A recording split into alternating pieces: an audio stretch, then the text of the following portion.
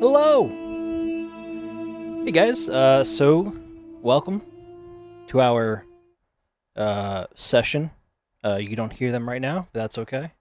Sorry, my fiance's watching Glee in the next room, and they're doing I think, Justin Bieber thing, and I'm hearing baby. I'm just hearing baby in the back of my head over here.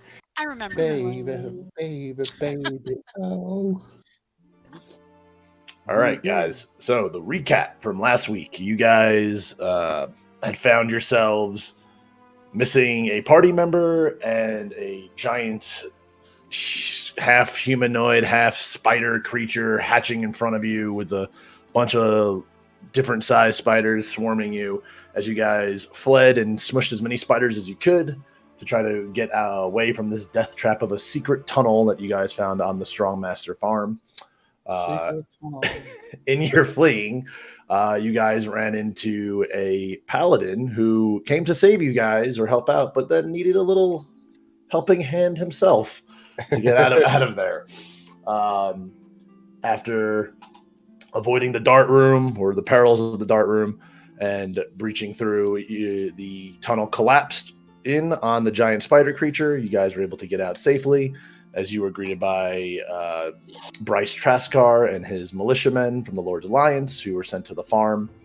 You guys burned down the barn that was there, returned back to Succomber. Some of you guys went to Succomber. The elderly halfling went back to her family.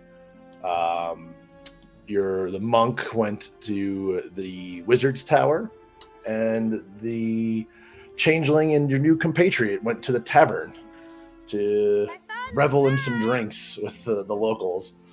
From there, you guys kind of spent your nights apart to where some of you did meet back up in the morning in town, where Cren, Avalar, and Cora were met up in the town square, seeing the very hungover drinking buddies. Cora was on her way to the tower to meet up with Carlen after talking to him through the sending stone Amalur's sending stone that Carlen had found sitting there, but no signs of the wizard.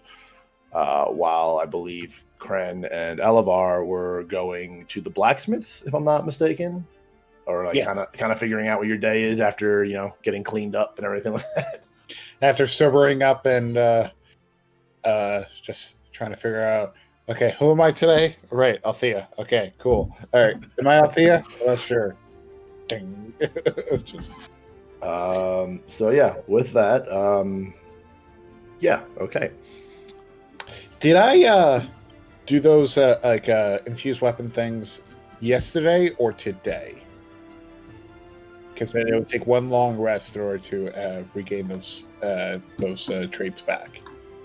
Okay, so what happened was we got out of the secret tunnel, and then we went back to town, and we had a long rest. And I can't remember if that was overnight. Yes, but as soon as the long rest was finished, you gave Cora her enchanted weapon. That's right. Okay. You guys were at the healing house, and then before you and parted ways, went to the tavern. Okay, so then it was a day since that. So your reset on being able to do that ability again has been set. Okay, good to know. Just making sure, doing a little bit of this and a little bit of that. Don't know why I'm talking in an accent right now. I love how you just slip into an accent sometimes. Like, okay, this is what we're doing now. I'll just go with it. But it's about midday, probably 11 to 11 a.m. noonish sort of the deal. It's a beautiful day, early fall day in Succomber. The three of you, Cora, Cren, and Elevar, you guys have just parted ways. Cora is heading towards the wizard's tower. But Cren and Elevar, you guys are going to head to the blacksmith, correct? Correct. Okay. It's not a very far walk from where you met met up with Cora. As you get there, you notice the front door is slightly open and seems to be broken a bit. I immediately take out my Hold on, give me a second. Oh, I forgot my my spell list of everything. I forgot that I have that. Give me one. I'm ready. It's like, shit, how do I do anything with this character? Okay, cool. I immediately take out my longsword. And I have my sentinel shield ready. What was the blacksmith's name again? Mr. Blacksmith. I think it was Freddy. I Cool. was trying to remember myself the other night. I was like, I don't remember what the blacksmith's name is. I think I'm just gonna go with Freddy because I was like, it wasn't Derek. Derek was the lion, right? Does Cren remember if there was a back door to this place, or there's another entrance? No, from what you have noticed or from your time being in there, it just seems to be the front door. That there's only a front door? Yeah, like there's some good windows like in the back to like help for like ventilation for like the flume and whatnot, but like it's mostly just the front door to come and go. Gotcha. Okay. I look over to my friend and I'm just like, oh, wait outside the door. Make sure if anybody comes out that's not me or the blacksmith, you take them down. Not kill, probably like tackle type of deal. All right? You've got it. All right, cool. And I kind of walking through the door, all like, kind of ready to I'm just like, Freddy, you okay, mate? The door's open. As you push open the door the rest of the way to enter into the blacksmith workshop, you see the place has been tossed. Things are broken, like different tools, different weapons, things just thrown around. It's a big mess. You hear sounds of like kind of like grumbling, like annoyed sounds, and just like a rustling from like the back of the workshop. Okay, I immediately go to the back of the workshop to where the noise is coming from. As you get to the back, you see Freddy seeming to try to pick up the pieces of his disheveled workshop. Freddy, what happened? Freddy, what happened? As he turned around, like, oh, it's just you. Sorry. Yeah, just me. What happened? You were all fine yesterday. Yeah, and came in to open up today, and this is what I found. Is anything missing? Did they steal from you? As he like turns and he's holding, it's like he seems to be holding your blueprints, but it's not in one piece. It's been like ripped in half, like torn. Like he's kind of holding it in both hands. I haven't been able to assess if they've taken anything, but they definitely had their way with my stuff here. As you see your blueprints here, they've tried to destroy them. My wonderful blueprints, even though they're like drawn with crayons and stuff. You spent a lot of time on those. Absolutely, I did. So, okay. Who exactly, who do you think it was? Do you think it was the guild? It was probably those Lord's Alliance assholes that we saw the other day. Right. They probably didn't take too kindly to me having somebody having my back. Cool. It's not I'm not saying it's your fault. They probably just reacted to, just that whole thing. I do appreciate you having my back that day. So that's not what I'm getting at here. Gotcha. Do me a favor. Stay here. If you hear anything, don't come out. Don't come out of this place. Just stay here. I don't plan on leaving here. I got a lot of work ahead of me right now.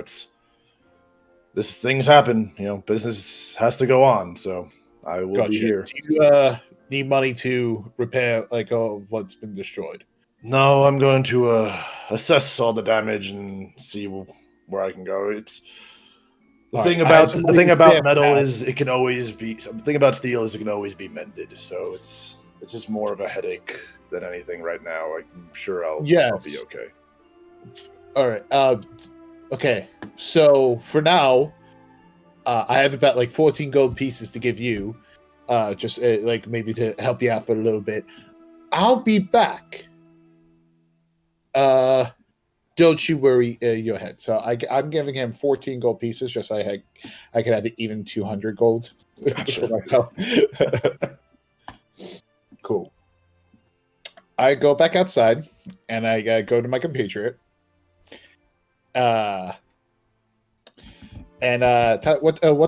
your guy's name again? One more time. Elevar? Elevar. There we go. Elevar. So I'm gonna ask you something, and ask you to do something. You can't ask me about this later. You can't ask where we're going. I already know the reference. And we're going to be hurting quite a lot of people. Whose horse we taking? Cool. Oh my god! I changed my face into a big Goliath. Like I changed my form into a big Goliath, like a type of deal. And I head over to the Lord's Alliance. Should I? Well, first off, before we embark on that adventure, Okay. if I can I see if there's any animals in the area, like birds or cats or something that might have possibly seen this? Give me a nature check. Okay. Let's see. 12. All right, 12. You could see some birds, kind of like flying around in the air. One perches up on a roof of a nearby, not the blacksmith workshop, but just one of the other nearby like housings or buildings. Can I use speak with animals to try and get its attention and see if the people that we think is responsible is really responsible? Sure. So I use that, and I kind of call the bird and I go, "Hey, did you see anything?" Just want to pull up the spell real quick, Yeah. just for my own self, so I react appropriately. I love being the animals; it's always fun.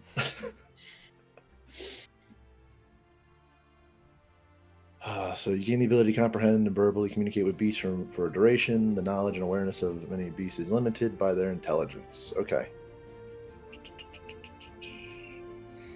All right.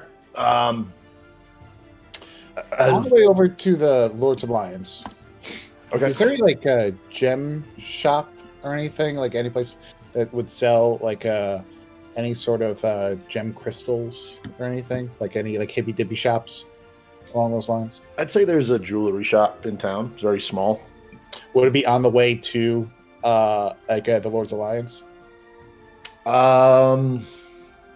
Not necessarily. So let me pull up the map for you guys again of Succomber. Sure. And also just for Tyler, just so he can see it. Where are you? So yeah, if you expand that out, you can see. So you guys are over by like number 3, the Tradeway area, essentially. More towards the town square. The Lord's Alliance barracks is 4. So like it's kind of on the way. Like you're within the Tradeway area, so it's not like it's like you got to go out of your way to get to it. It's within the area you're standing in. Cool. All right. I would like to go to one of those shops. Okay, but to deal with the speaking with animal situation first. Sure. As you get the bird's attention, and it's kind of like, what, who said that? Like you just see its head like just jerking around as you just see it like responding to you, like talking to it. Yeah. So then I kind of repeat like, "Yeah, you bird over here. You see anything around this blacksmith shop or what?" See things. I see a lot of things. Things over there. Things over here. Over here. Over there. Over there. Here. Where? You? Huh? And it just flies over, like lands on the ground next to you. You. I see you. Did you see any guys or whatever beasts come through here at night or something? I see guys there. You guys here, there, over there, and just flies over here. Guys over here, guys over there, and just comes back. I just gotta say, Bobby does not make it easy to talk to animals. Like, this See is a that? recurring theme. That's all. I literally go by their intelligence. I go based on that. You guys just happen to talk to really dumb animals lately. Do you at least know like the color that they kind of had on them? Metal? They were wearing metal stuff? Metal? Yeah, metal. I kind of just like food? You got food? Food? Am I able to understand this as well? No, right? No, you're just seeing your paladin friend just like leaning down and like talking to this bird that's just like it's like a very little tiny little like just little bird that's just hopping, like you see that hopping around, its head's always fucking moving and shit. Eleva, what does he say? What wisdom has he bestowed upon us? He sees a lot of guys. I thought there was going to be a lot more from this. He saw, or she, whatever, saw dudes with metal, and not even like in this house, just everywhere. So I think this was just a waste of a try. Don't give up. You know, like truthfully, like Bobby, what bird was that? What type of bird? I'm trying to remember exactly what it's like those little tiny, like they're not like bigger than like the palm of your hand. Like you always see them just like hopping around, like their heads are always just fucking moving, like Gotcha. little tiny songbird sort of deals. Truthfully, those birds are, I think, actually one of the dumbest ones. The next time, the birds that you should actually try is like either a crow or a raven. Those are actually remarkably small birds that I've come across. You know, like even without me doing a spell, I'm able to like talk to them. Like it's more of a one-sided conversation, like a type of deal. But a lot of time, the birds they can understand certain things, you know. So just be careful of which animals you might come across with this with your talents. But now I really wanted you to roll for what you were saying, but then you said like one line that made me like, all right, he doesn't have to roll now. If I have like, I guess maybe I have crumbs or something from like last night's meal, I kind of just throw it at the bird, and I guess like we'll just go on about our way. Sure, you actually reach into your pocket and find like some crumpled up bread, very very hard, very stale. From what you can somewhat recollect, like there was probably bread at the tavern. You're able to crumple that up and throw it at it. Bread in your pocket. You know, there's so much that happened last night, and very little do I remember. So, Really, I actually remember a lot. I was just shit-faced. Like, how often? Hold on. Before we do anything else, I just want to ask, how often do you drink? So. Oh, you don't drink. I'm not against it. I just haven't had the company for it, and I kind of just try to go hard and show you up, but it failed. It really failed. As you throw the bread down, the crumples like he's like food, come on, I'm gonna it's bread, and then other little tiny birds just kind of like and you just all of a sudden hear them all just bread. Did I have like intelligence of 1 or something? Yeah, they're very low intelligence. It's surprisingly like how many animals are actually like dumb. Like I was actually really surprised at the lion's intelligence. Like the lion's intelligence is only like a 5. It's not. That's that pretty lion, smart.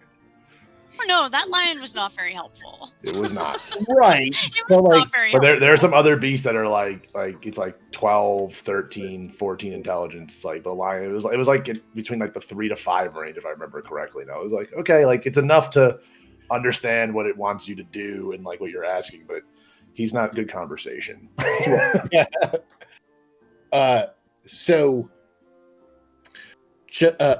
Okay, so drinks a lifestyle and everything. Don't worry, you know, like I'm not gonna force that lifestyle onto you. Just we're gonna put that off to the side for now. The place that we're going, actually, I think it'd be best if I actually try to do something new. So been reading through some books and everything, and I might actually make myself a servant. But I do need to get a crystal really quickly before we go to this place, just to have another person with us. I don't want to get the entire group into this because, like, I don't want to make it a big thing. You know, like we're not going to be killing people; we're going to be hurting people. You know, I want to make that distinction also for you. You know. Okay, I So- got a plan for that. I mean, it lasts just a few minutes, but when we get closer, I'll find something. Find a Gotcha. steed. Now I am seething with rage right now. Like I am trying to keep it together at this moment of like because they hurt my friend, as well as destroyed, like basically ripped in half my gun plans. So And while Cren's talking, I slowly just take out my giant battle axe. Like, okay. yeah, not to you, just like Oh to no, these people. like it's like we're gonna hurt some people. Okay, yeah.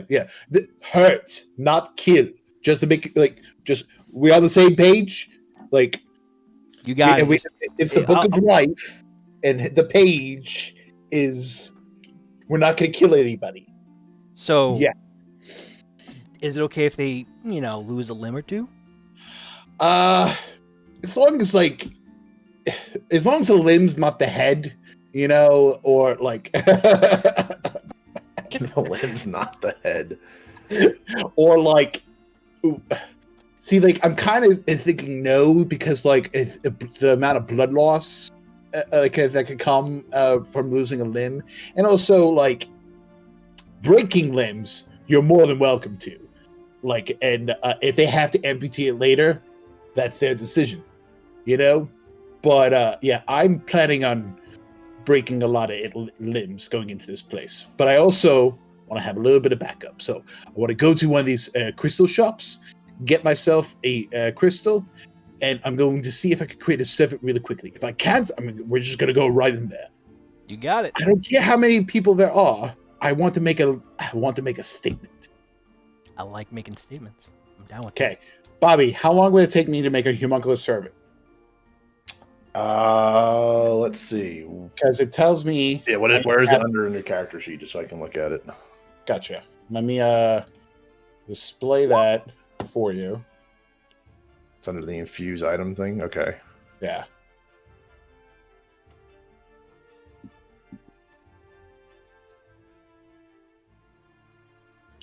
And you want to do this servant? there we go. Homunculus servant. Homunculus servant. Okay. Gem or crystal worth 100 gold pieces. Yeah, so you're able to find the local jeweler. You walk in, there's this nice middle-aged human lady working behind the counter. There's a big old display case in front of her. There's a bunch of stuff that you can see also behind her. Display case, you see there's a series of just rings and necklaces with different types of gemstones and whatnot. But yeah, that's what you walk into right now. Gotcha. Oi, I request some service here. I have 100 gold pieces to spend on a nice gold crystal form. Do I know anything about crystals? Give me a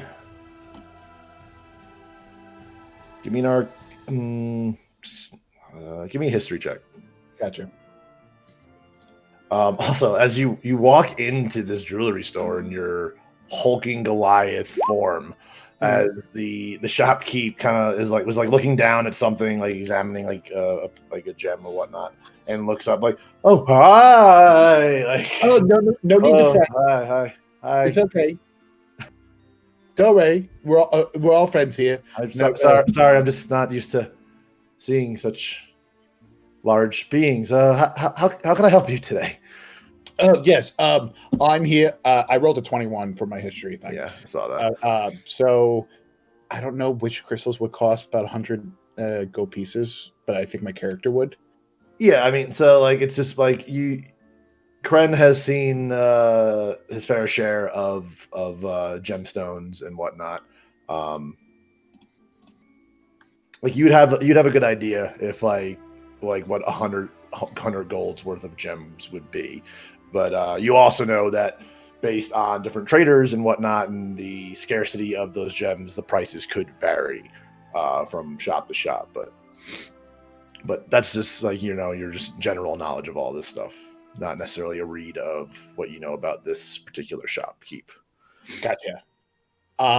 So like I'm looking around and I'm looking for something that's going to be like around like 150 gold pieces, type of deal. Like, is there like prices underneath there? Like, Well, you tell her like kind of what you're looking for, and she pulls out this like box that's under, like, from behind the counter, that's not part of the glass display, but she puts it up, and there's just a varying different array of different gemstones and crystals, all different colors and shapes and sizes. For the price that you're looking at, she is able to hand you two that she thinks would be best fitted for what you're looking for. One that's a full one that's worth 100 gold pieces, and then she has a smaller one that's worth 50. all right. Which item would it be? Like Alexandrite, amber, amethyst, or can I just choose?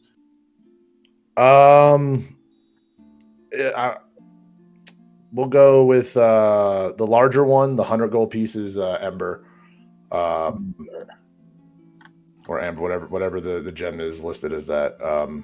Cool. And the other one is going to be kind of like aquamarine, like bluish kind of gem. Gotcha. All right. So, thank you so much. I appreciate the work you guys do inside this city. Thank you. Goodbye now. So, 150 gold pieces. Okay. And then I want to like basically go into the back alley, like right near, like maybe like a couple blocks away from the Lord's Alliance type of deal. Okay. As you get closer, if you follow the road that leads to the barracks, it's passes some homes and some other like off-beaten like shops, and whatnot.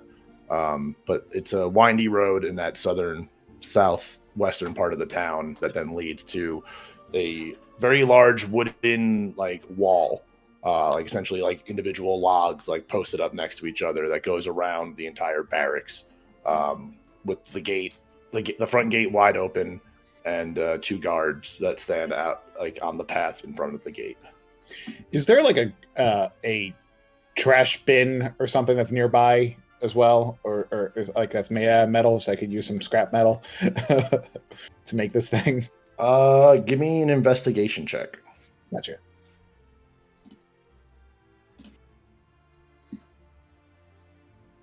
Nine. Along the way, walking past the homes, you happen to see a resident throw this metal like pot kind of with some really gross brown liquid as they throw it out to the side of their house and kind of place that container outside as they walk back in. Gotcha. So I kind of like take the pot.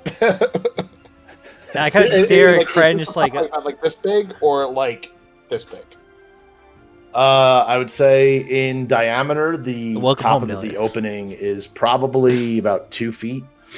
Okay, so and it's like, probably like 2 feet diameter, about 2 feet high. so R2D2 essentially. Essentially, Okay. except smells like absolute fucking piss and shit. Cool. It All just right. smells terrible. You happen to have scooped up what seems to be someone's piss pot. Gotcha. Take it. Cool. And I bring it get into the little back alley, and I create the homunculus servant. Go with the amber gem. Create Okay. confusion. Yay! All right. He has a lot less hit points than I thought he was going to have. Cool. Surprising, I actually already have that token made. Surprisingly. Yeah. That's just coincidence. So yeah.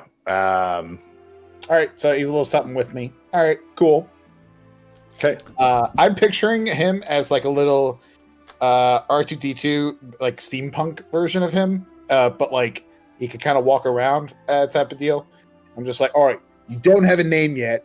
I will name you later, but we're on a mission, and I'm gonna need you to do everything I say. Right? As you just see it like shake its head. Gotcha.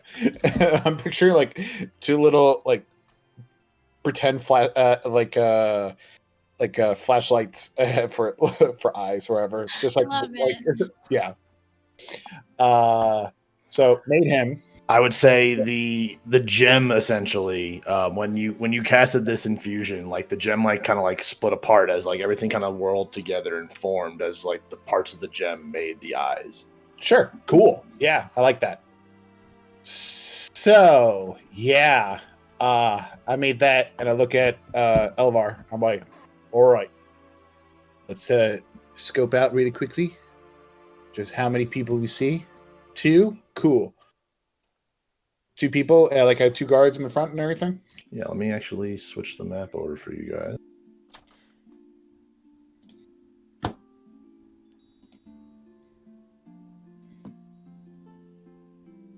And then let me actually drop that token as well. Now, so I want to use Find Steed as well before we do anything stupid. Okay. Or fun, realistic. Would I be able to summon a wolf? I know mostly it's supposed to be mounted things, and I do have a war horse I could use that on, but I figured something smaller and not as steedy. Could I use it to summon a wolf? Because the spell says up to DM's discretion. For the most part, it says. Actually, let me just cast it in the thing, so this way it just shows up anyway. For you. Spells. Do that. Okay, I just want to set it so our other friends can see what's going on.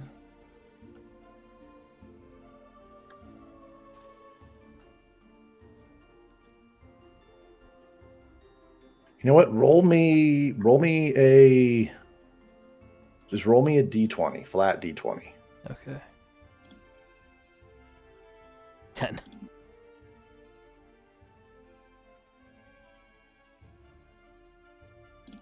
I'll allow it.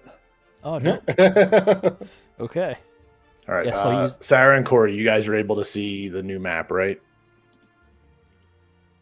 Or is it a black screen for you guys? It's just black for me. I can see it. Maybe I just gotta refresh. Give me a refresh there. Let's see. I set it so you essentially have Cren and Elavar's vision, just so you can see what's going on. I'll refresh as well. I just see black screen. I just screen. had to refresh. Gotcha. I'm Okay. good. Thank Cool. you. Brian, you can see I gave you control of that your little servant. That's your little. He's gonna be behind me. Okay. But yeah, Oh, he's so little. he's a tiny creature. Oh, yeah.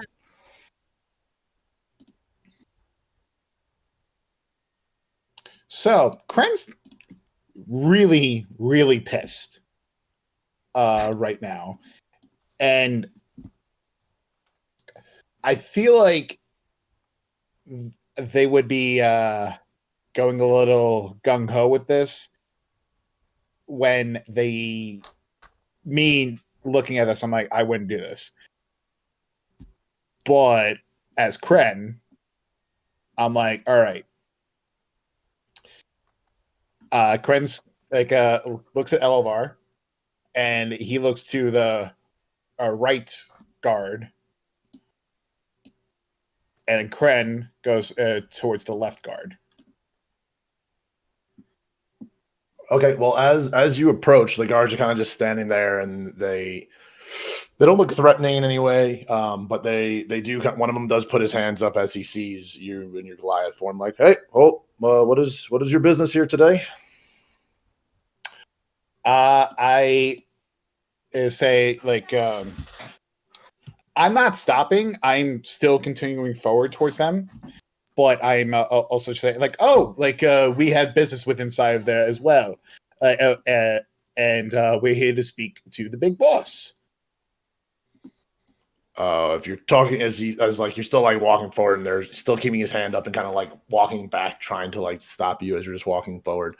If you're talking about the Lord Commander, Bryce Trugus, he's off dealing with the Strongmaster farm. He has not returned yet. Oh, okay, cool. I try to knock him out with my shield. Like immediately try to attack him with my shield. Okay, give me an attack I'm roll. doing a non. I got you. You're just like me- bashing him with your shield, like yeah. Right. Okay. Yeah, Would give this me be like one of my hit is like an unarmed strike or? Yeah, essentially it's like an unarmed strike. Yeah. Gotcha. All right. Normal roll. I should probably make your shield a button that you can roll with an attack to it. Yeah. All right. So I rolled a 9 to hit. Okay. It doesn't hit as he's standing there. He's got a spear and a shield. As like you swing your shield and he puts his up and just, they kind of like clash together. As the one on the right kind of like braces his spear a little bit as well, like getting ready for a fight, but he's also confused at what's going on here. I kick him in the nuts. Give me an arm strike. Okay, let's see. Actions. The hit DC, right? Yeah. You know what? You can roll with advantage because I'm going to say he's probably pretty surprised about getting kicked in the nuts right now after his attention being drawn to Cren dealing with the other guard. Okay. How do I roll with advantage again? Just roll it again, then you pick Okay. the highest of the two. Oh, cool. There you go. As that guy, like, very, very shocked by the fact that Cren, that this Goliath swung his shield at his other guard buddy. You want literally just a big old wind up, like anime Scott Pilgrim, like sort of just like wham, just kick this dude in the nuts. It's just like, oh! Amazing. See, I like, love it. so they're like, I should have worn my codpiece today. He falls to his knees, like, just, oh! Yes, I love it. So does my servant also go on my turn? I will say yeah. Okay, I want my servant to basically jump on this guy's face and like just like at him. Okay. Oh wait, no, he's got range attack weapons and stuff. All right. All right, so I guess you try and like spurt whatever like It has a force strike. Okay, Essentially it like throws this like force at it. Like gotcha. All right. So it's like it swipes at the air and kind of like this force like gust just kind of like comes at it. gotcha. All right. Or My essentially little it has guy like nat force 20 Jesus. for my little guy. Roll for the damage. Double Cool. Guys, damage. you're killing it. It's 1d4 plus 2. So roll 2d4. So am I doubling the damage or doubling the dice die? The so it's 2d4. Roll 2d4s. Okay. All right.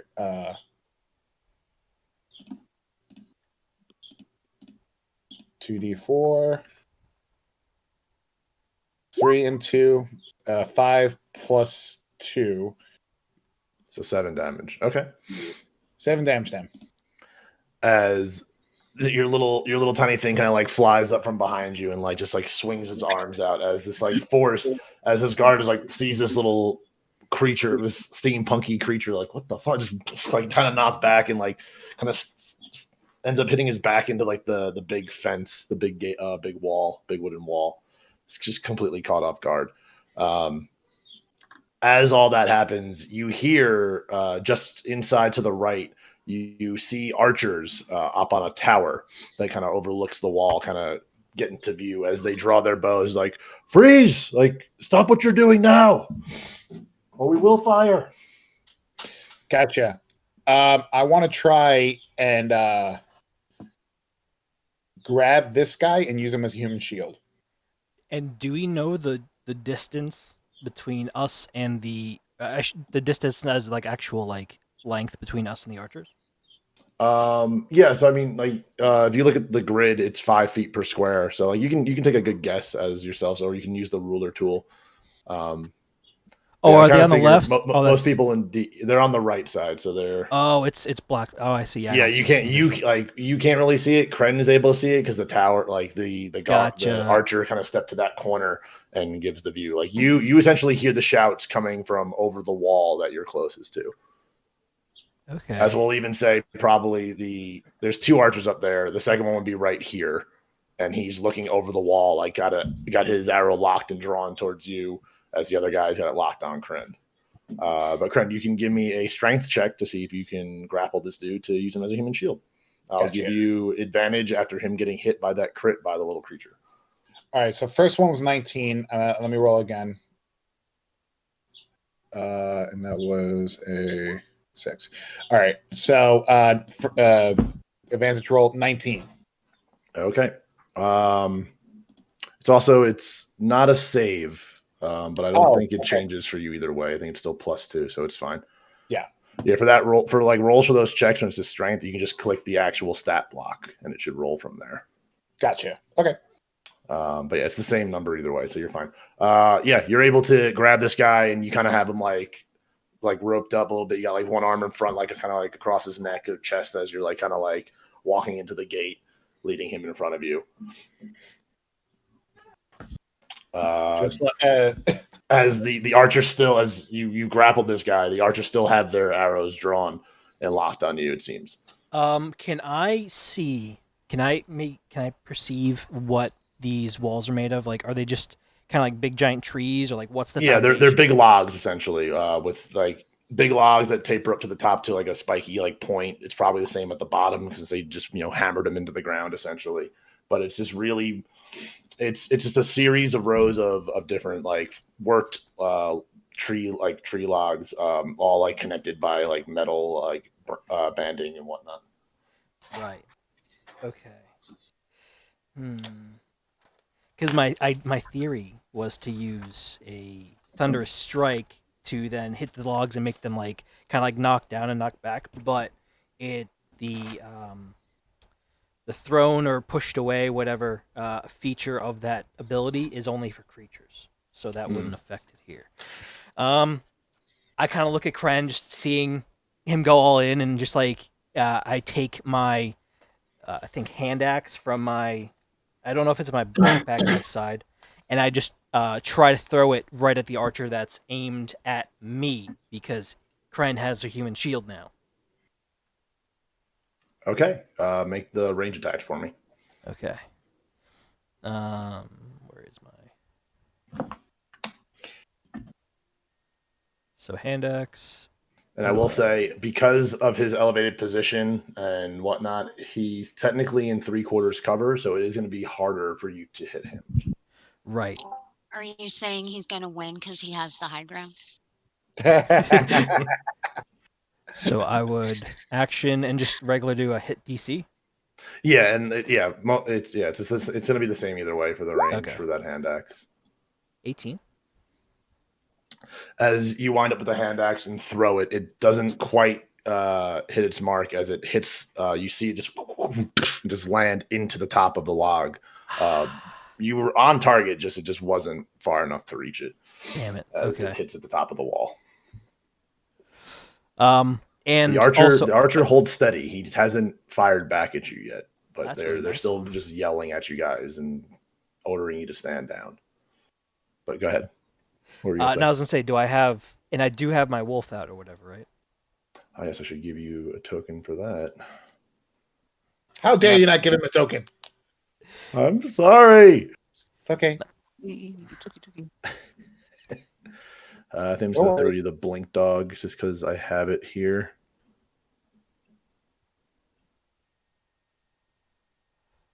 And I will give you control of it.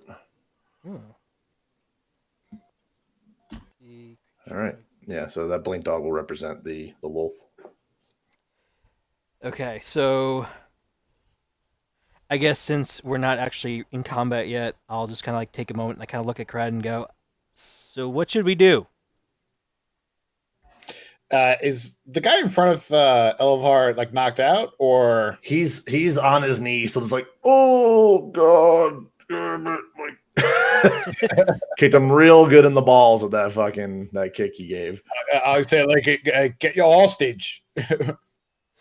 Okay, and then I guess I'll grapple the guy in front of me as well, and I'll try to use him as a human shield as well. All right, give me a strength check with advantage because he is definitely on the ground. Okay, strength check. Oh wait, that's the up top. And then once more. Then just click it again. Oh, more. I pressed the wrong thing. Why is it now? Okay, it's only showing up on my. That's okay. It's in the logs, so it's fine. Okay, well I rolled the strength check for the second one was 11, so. Gotcha. Yeah, okay. Yeah, you're able to grab him as well, and you both now have human shields. Okay. I take my long sword and I put it at my guy's throat, being very steady with this, and I say, "Is the door open? By the way?" Yeah, the big double door gates, like Jurassic Park style, are wide open. Gotcha. As you look into the gate, you can see that there's more soldiers kind of amassing, starting to form up in the main center area of the barracks, kind of like Gotcha. their attention drawn to the gate. I move into the gate area with my little human hostage. Okay. Like inching him forward, going into the gate. Billy, I want you to do Okay. that. So you can move like half movement speed of like what your normal movement speed is right now while you're holding him. All right. I'll just put yourself where you want. And I'll drag the human shield right around here. Okay. Okay. And I'm basically saying, so before your master comes back here, I'd like to know which one of you dumb fuckers decide to go to the blacksmith and try and A, fuck him up, B, steal the plans that I've been making for my weapon. Which one of you dead motherfuckers I am intimidating? I am trying my best to intimidate right now. Okay, give me an intimidation check. Gotcha.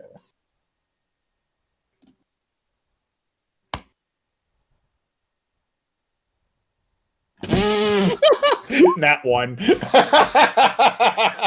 It was on 19 and then rolled to 1.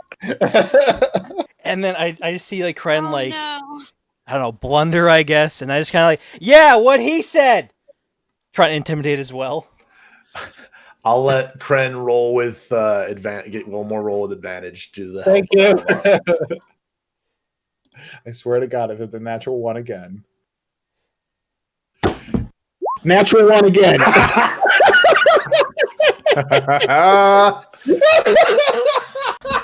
All right. As I'm changing my virtual dice. Okay, Deli, here's the dice. you got to put those. It's what Those virtual dice need to go to dice jail for now. Oh my God. The red virtual dice is going to jail for me. My God. As you're looking around and you give your intimidation speech, even in your Goliath form, like the rest of the soldiers kind of look at each other like, what is he talking about? Like, what is going on? Give me. You know what I'm talking about. Cren, give me a perception check. Gotcha. I have advantage on this because of my shield. Not 20. I rolled a 20 and a 19. All right. So 22 altogether. Wow. That was a much better dice for you. As you're scanning the open field, as you see these soldiers are now all focused on you guys, you see from the further back left corner some more archers. You see some archers right in front of you that seem to have been doing some target practice and now have their arrows locked on you guys. More spearmen and some guys with some swords. But you see this cluster of 4 just past the unlit fire pit. You recognize them. They are the group that were in the blacksmith when you were there, that you intimidated and told them to go fuck off. Gotcha. I'll mark them with dots so you can tell. Thank you. I point my sword at those four. Okay. And then I gesture to the rest of them, like just wildly. I'm just like, my quarrel is not with the rest of you, is with those four in particular. If anybody helped those four, my quarrel is also with you.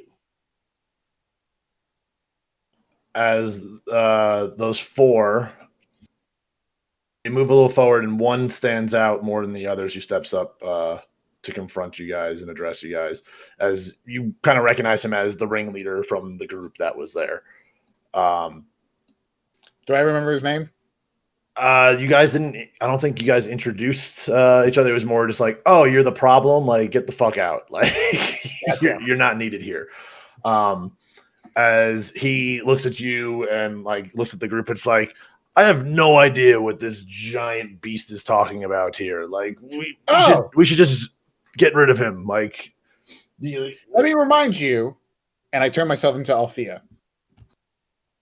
As that shocks a lot of them, because most of people don't see changelings every day. As like you see some of the archers like kind of like lower their guard in shock, and then like put the lock back up, and just now like they're like terrified of what you are. But others do recognize you of who you are as a champion of Succomber. I take my human shield and I put them away, and I let go of my human shield, and I point my sword at the ringleader. And I'm like, you, what is your name? I need to know what to write down for a name to get revenge on. I know I'm going to roll badly, so I'm trying to lean into the bad rolls. So I'm trying to intimidate him as well. Okay. His name is Issam, as he addresses it. I am Issam, and you have no business here. You can roll intimidation for me. Yeah.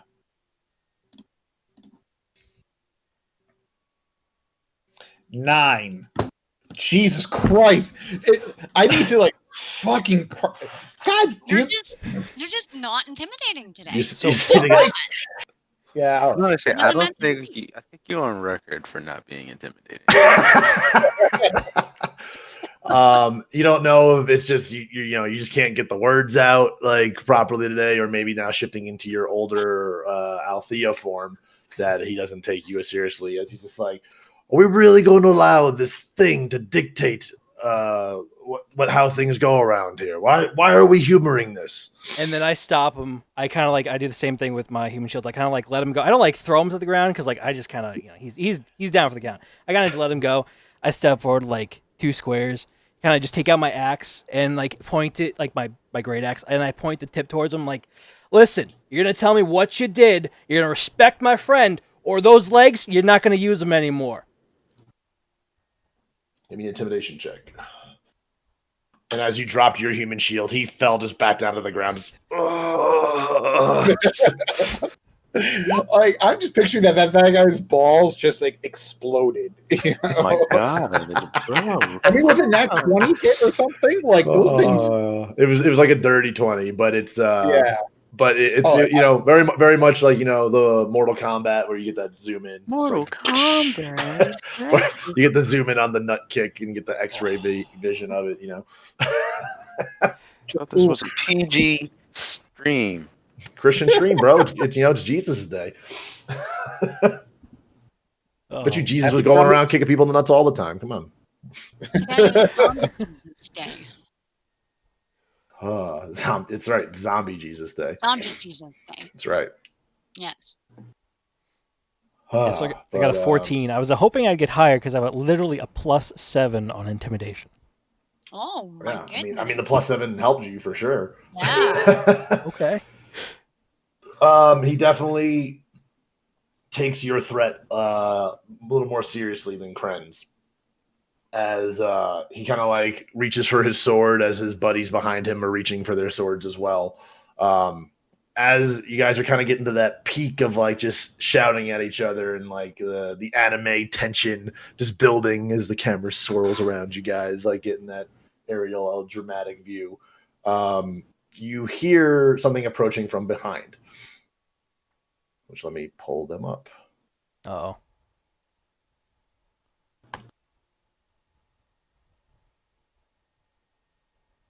As right behind you guys, you see the militia, the Lord's Alliance men that were at the barn, being led by Bryce Trugust.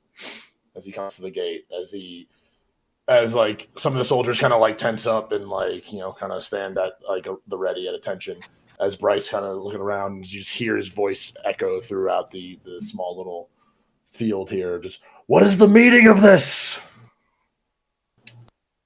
I turn around, very Karen energy, like type of deal. Looking at him, I'm like, well, some of your soldiers decided to pay a visit to my favorite blacksmith, my friend, and rough up his establishment as well as take plans for a weapon I was creating for myself. I will not stand for this. And I know exactly which four did it. Those four over there. As you bring Bryce's attention to the four goons, as the leader of them is like, no, boss, he's talking shit. Like, he doesn't know what he's talking about. We didn't do nothing.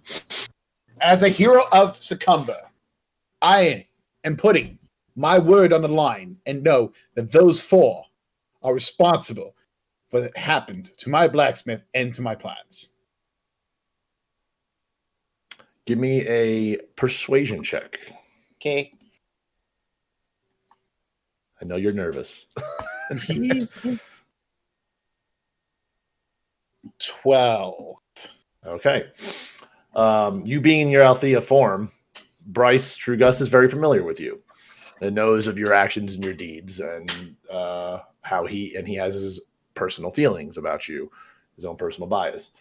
As he walks further into the camp with the rest of the troops as well, the tension kind of, it's still there, but it doesn't like fully dissipate. Like the archers don't have everything fully drawn at this point. Like there's more loose, like because the Lord Commander is there. As he steps in between you guys and looks at the group, kind of stares them down a little bit, looks over at you, puts his hand to his chin.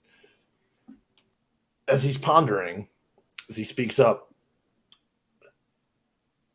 you know, I am not one for solving problems with he said, she said, who's one word against the other.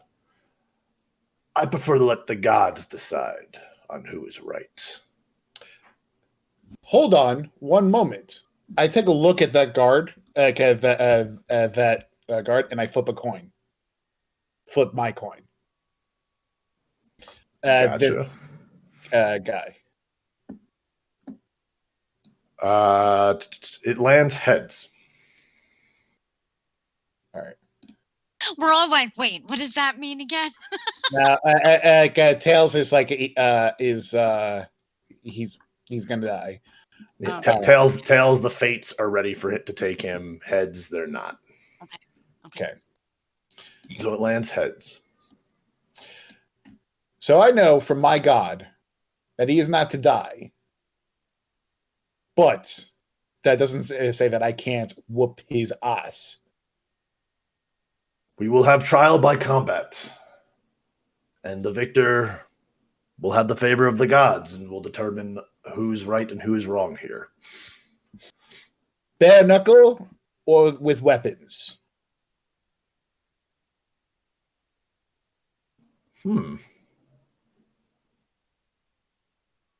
I knew you were going to ask this question and still didn't have it.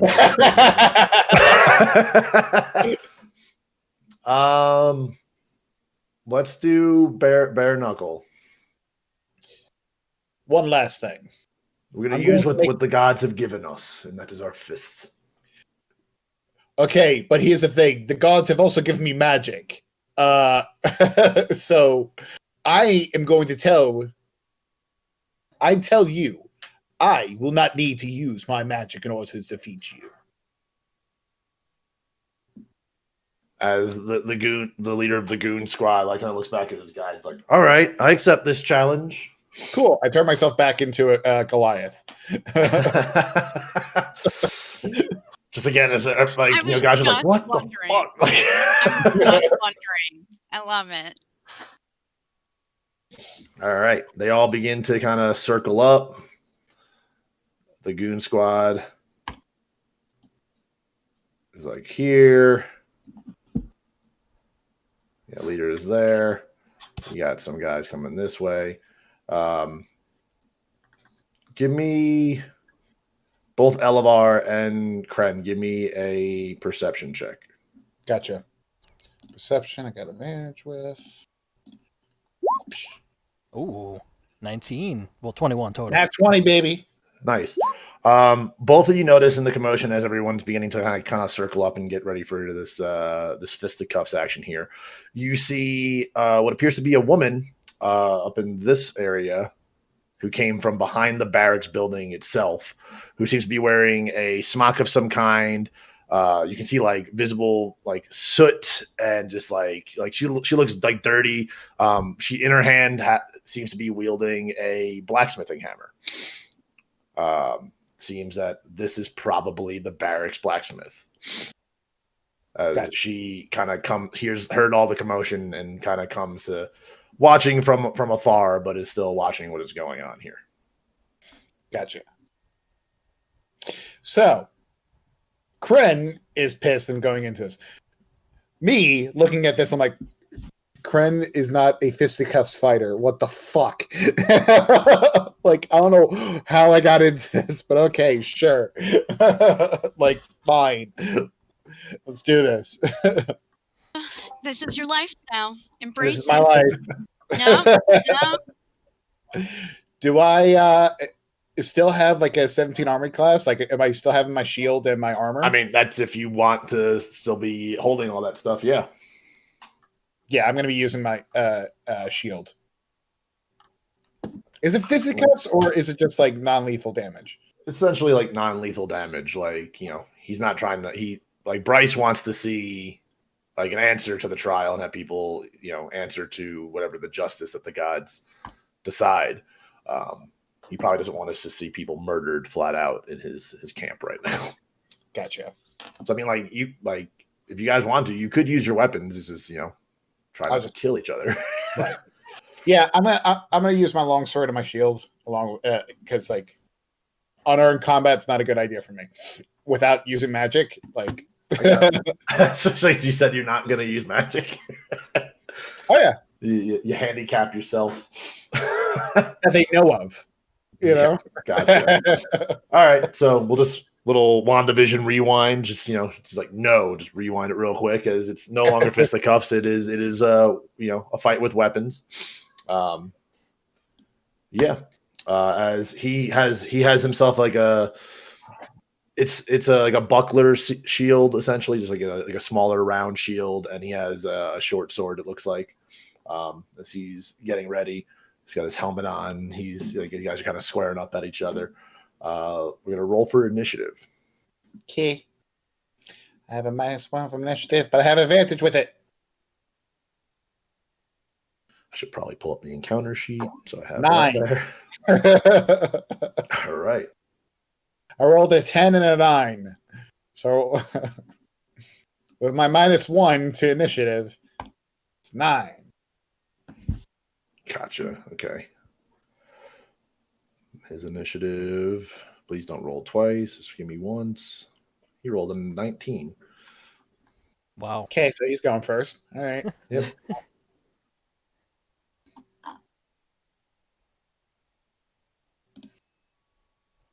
Okay. Whoops. The turn order is filled with shit. Try that again. Add turn. Add turn.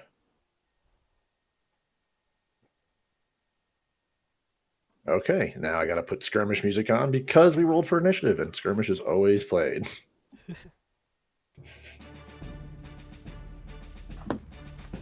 Love the skirmish music. All right. As you guys are kind of squaring up and, eyeing each other off as the soldier makes his first move against you. Oh, he technically has a longsword. Sorry. So yeah, longsword. As he rushes at you, just, and he swings his longsword.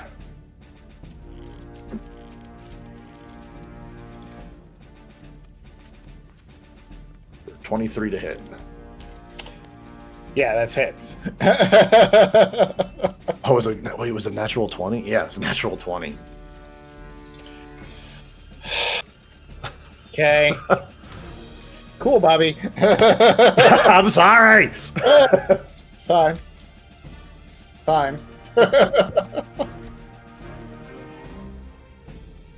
So he hits you for 27 damage. As Okay. the first strike you take from this guy is, as you can tell, he's not a chump.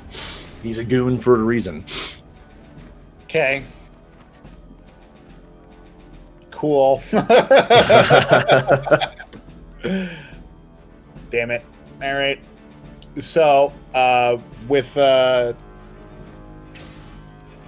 hit, okay. I'm going with my longsword, one-handing it, and I'm trying to go like with a upward strike, towards him. Okay, go for it.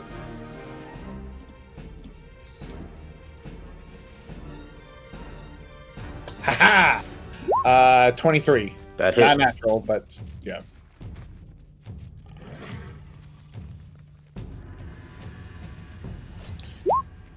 Four points of damage. 4 points. As you make your return strike, as you hit him flat in the chest, as it hits off his plate, but it definitely like knocks him back a little bit. He's, Can I do anything else? Is it bonus action? No, because I'm not using magic. Because I put that onto myself. All right. Cool. You go. Actually, hold on. Let me double check this damage real quick to make sure that you didn't actually take as much as you did, because I'm like reading like what actually rolled. So it was one-handed, so it's 9 plus a 7, so that's 16. That's Plus 7? No, because it was a critical. So like he got 9 base damage, and then this crit roll was another 7. So it's actually 16 damage. I don't know why these totals are so high. Okay. All right. So first, okay. Yeah. So it's 16 total. Sorry. So instead of it being 27, it's 16. So you get back 11. Okay. That's like a huge difference. Yeah, so I was just reading this card. It just bless you, because it gives you the two-handed slashing as well. So it just added up everything. I was to roll that different, so it gets better. Okay. At least you Okay. can break it down. Okay.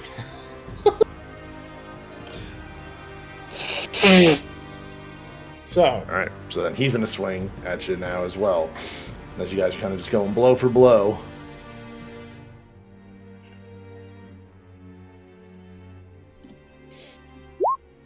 $21 to hit.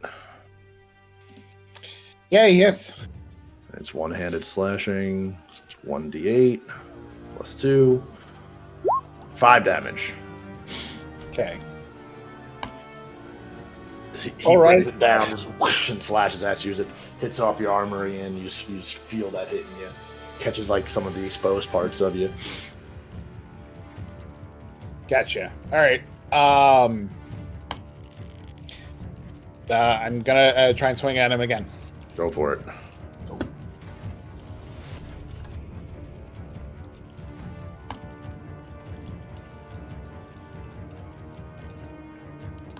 18.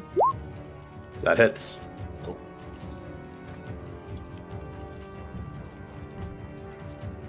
Uh, 8 points of damage. Nice. Okay. As this blow makes him stumble a little bit after you hit him, he definitely wasn't expecting to get hit twice like that after striking you. He's you guys are definitely pretty nicely matched right now as far as blow for blow.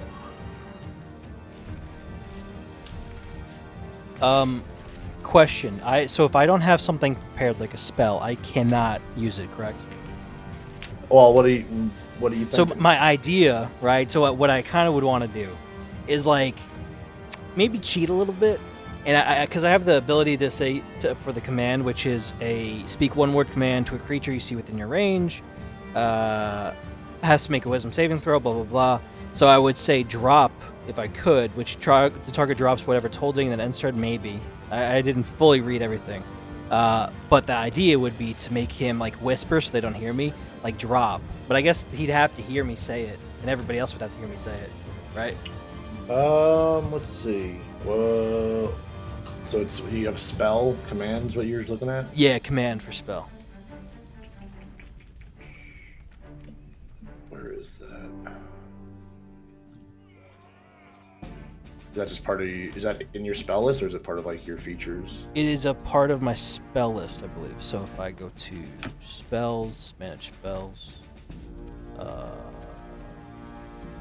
yeah, it's known spell, but it's not prepared. Yeah. So if you don't have it prepared in that way, yeah, you can't do it. Gotcha. Okay. It would take like essentially like a ritual to do, which takes like 10 minutes. Like you gotta literally like sit there and like perform the ritual to do the spell. Gotcha. Okay. So I can do nothing here, essentially. I mean, like unless there's something else that you would like to try to do, this would be the kind of time to do it, with it being the top of the order. Right. Because it's supposed to be like a judgment fight, so I can't really intercept because then automatically the judgment goes to the opposition, which wouldn't be us. So that's why I was trying to skate underneath. Well, I mean, like the judgment of the gods, like the gods do and judge as they will. That's true. I mean, it's if like you tried to intervene right now, would it be seen in like the other people around you's eyes as not just, or like would they deem it as essentially like that's the god's will? So that's going to be a call on you, on how you want to do that. But yeah, it's essentially based on someone's belief on how they would interpret that action. Okay, so I guess I'll wait one more turn and then I'll see how it goes to then make a judgment call. Gotcha. Okay. Okay, how's this guy looking like right now? Yeah, how is he looking? Like he's breathing heavy. He's got some definitely some fatigue a little bit, but he's still holding strong. Like he's still ready to fight and ready to get in there. Am I allowed to talk out of turn, or what would you like to say? just like you held up a lot better than I thought that a coward would. I don't know. I just like I want to. It's like a back face compliment to him. You know, like Roll intimidation. Gotcha. I'm gonna keep rolling intimidation. By law of averages, I'm gonna get it once. Eventually, you'll get it. 15. There we go.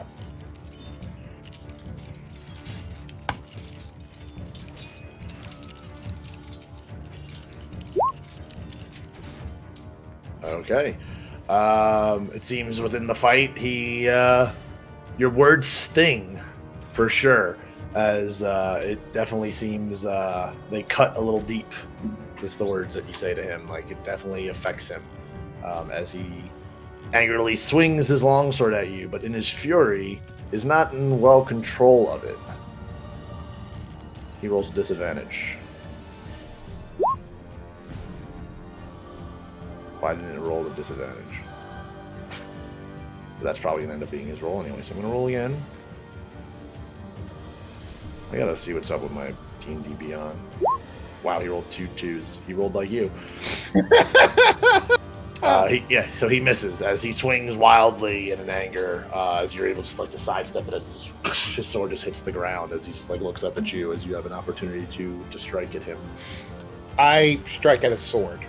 I want to try and strike at where his hands are, and try and disarm him with that. Okay. When I say disarm, I mean not to cut off his. No. I get what you're saying. I get what you're saying. Yeah, roll for the hit. Cool.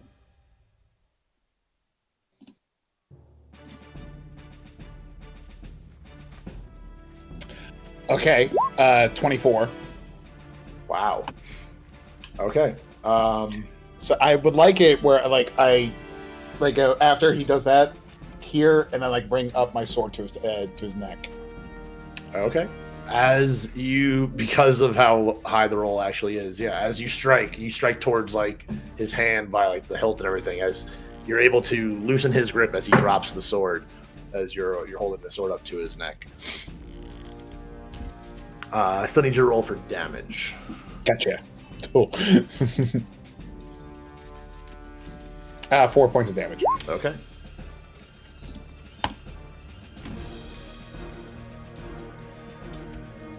Okay. Is there anything you say, like, as you're holding the sword up to his neck in that way? Seems the gods have favored me today. So there. I add that at the end. So there. Elvar from the back is like, oh! You're just looking at all the other troops like, oh, you see my boy right there? Like, look at that shit. The soldier, the goon, is like, you see him eyeing his sword as he's like, his hand is kind of extending down as like he wants to reach down for it. I press his sword closer to his throat. I'm like, don't try. As he kind of like looks back to his goons, and like he's like looking at them for maybe some assistance. Careful, don't move too quickly. You move too quickly, you might cut your throat on my blade. Okay. He is going to attempt to try to use like his bracers to kind of like deflect your sword out of the way and rush you. So I'm going to have him roll a dexterity check to see if he can. No, it is bad. But he still tries to make the movement as he like goes to like deflect it, but like barely hits it out of the way and like rushes at you. I kind of do like a Olay thing, and I would like to try and trip him. Okay. You know. Yeah, give me a sleight of hand check. Sleight of hand. Even though it's sleight of foot, oof. But you know. You get advantage. Advantage? Okay. Well, that's 17. Which you don't even need it. You're good. Okay. As he rushes, tries to rush at you, and you put your foot out, and he trips and falls. As he falls, an item falls from his like waist pouch, and as you look down at it, it looks like it's the initial starting of your firearm, like he had taken it from the blacksmith. I walk over, I take the item, I look at the captain. Where is he? He's Bryce Trugust. He's right over here. Yeah. I turn and I pick up the piece and I look at him.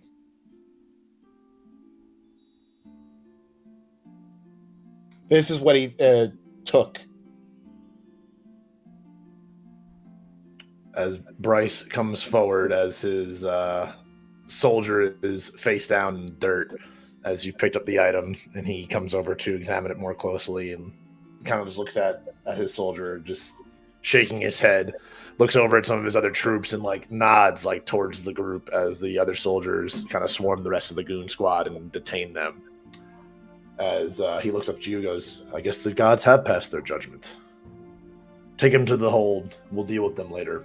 As they're rounding them up and they're like trying to resist and like fight as they're like yelling. For a second, I thought you meant like take me to the hold. I was like, no. whoa. As the soldiers take the goon squad into the barracks where there seems to be some sort of like holding cell or whatnot.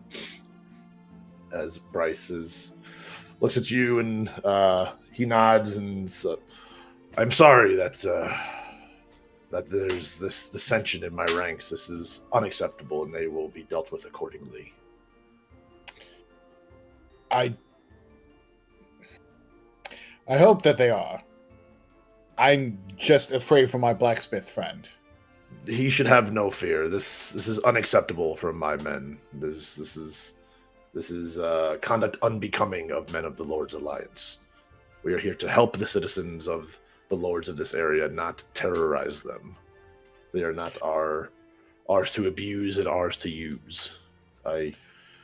My deepest, sincerest apologies for what my men have done to you and your friend. Good.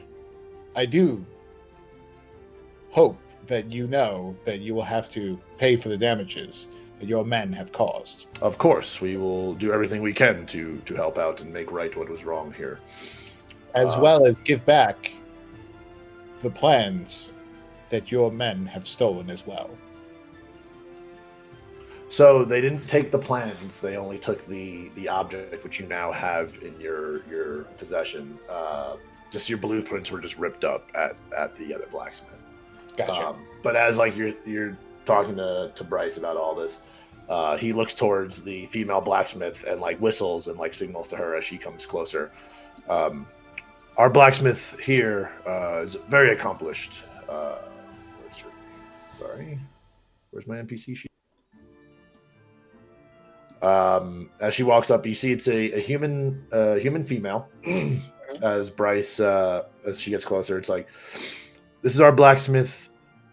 Where's her name? Vo Nistusk. She is a very accomplished blacksmith and will be able to assist in the town's blacksmith in getting up and running, as well as any other things you might need. Assisting him would be great. This really stirred up my friend, as well as me. Yes. Hello, Vo. I am... Now, I'm trying to remember. Did I say that my name is Cren to these people, or Althea? I believe you've introduced yourself as Althea to most of the townsfolk. I don't remember you saying your name, but that's just me. Yeah. I think during the tournament, you were announced as like Althea. Gotcha. Hello, Vo. I am Althea. And I turned back, I don't know if I was still Althea, but I was the Goliath, and I turned back into Althea, and I basically bow to myself to Vo. As she raises her hand, there's no need for that. This is very casual thing here, but I'm happy to assist in any way possible. Could I actually see that thing you were holding there? So I believe that this is what we call a proprietary component. So you'll be able to do it, but you'll have to promise not to show anyone else or use it. It's I feel like this is a agreement that has a non-disclosure type of deal. So if you were to want to see this, when we get back to the blacksmith, I'll draw up a contract or a agreement, and we could call it for short a NDA. Perfect. Once you show that, sign that, they'll make sure that whatever cool things about this that you want to try and take for yourself, you can't do that, or else I will sue you. And you will, that'll be bad. She looks kind of confused of all the words you're saying. She's like, oh, okay, I just wanted to look at it, but sure, whatever. Tell you what, you'll be able to look at this with if the blacksmith gives you permission, since this is more of his creation. It's mine, but also his as well. I basically made up the little plans, but to be fair, the plans were made up with Crayon. He's doing the great lords of Crayon have given me some little instruments to make this stuff. But at the same time, I think it's better if you ask permission from the blacksmith himself. Well, as she just kind of sees it just in your hand, you see this curious look on her face of being like, "Is that a firearm?" I can tell you. Yes, I have done very little studying on it, but I've always been interested in trying to craft one of these things. I would love to. You can do that with the blacksmith. I'm sure 2 hands or 4 would be better than just the 1 set. Or 6. I can help out too. I make shit too. You see my little guy right here? Yeah, I haven't given him a name yet, but I made him. But I could definitely, I would definitely be very interested in helping in the. As it's just you can see, it's clearly not finished, but I would definitely love to help in assembling one of these. I've read so much, but I've never had the chance. Sure, I love it. There might be some techniques that I know that might be able to help the process of this. Thank you. I would very much appreciate that. I'm also curious of why you look more at this and not the thing running around your feet, because I thought that might be like cooler. No, all right, that's fine. All right, okay. The construct definitely, she notices it for sure, but she's definitely more interested in the being a weaponsmith herself in looking at the weapon. You know, being more intrigued in that.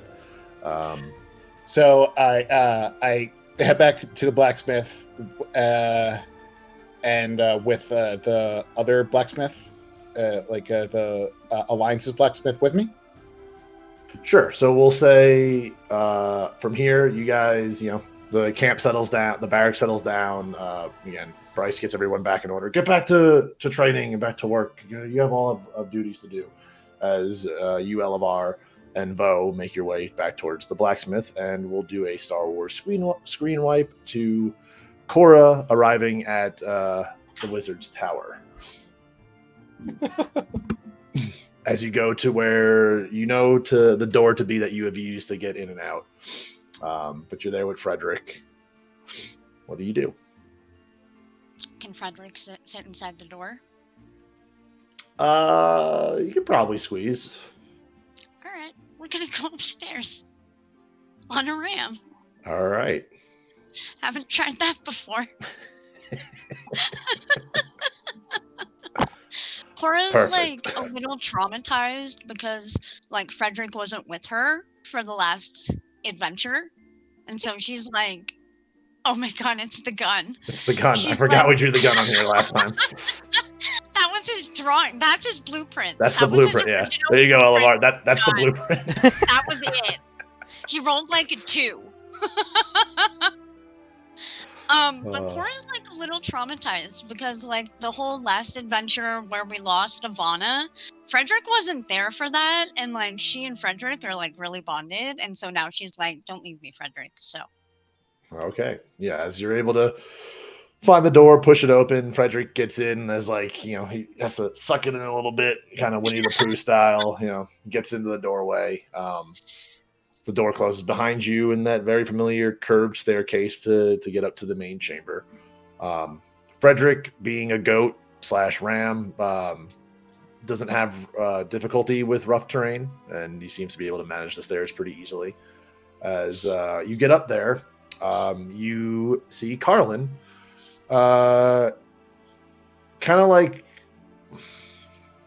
let's see. Carlen would have had breakfast at this point. Cat's bothering him. Carlen, what are you doing as Cora and Frederick come up the stairs? Last time I checked, I was being dumbfounded by that book. yeah, he found that book. Correct.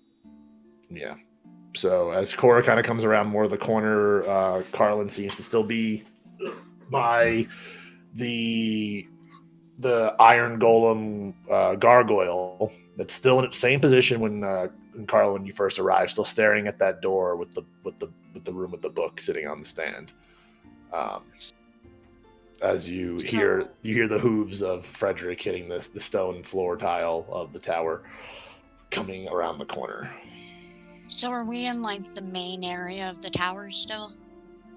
Yeah, so so the main area, it's essentially a big circle around a larger stone column in the center, which has all these different doors. And as you got around the corner of that, the pillar, you were able to see Carlen kind of just over in that area, looking through papers and other stuff by the desk that's over by that, by the golem. Okay.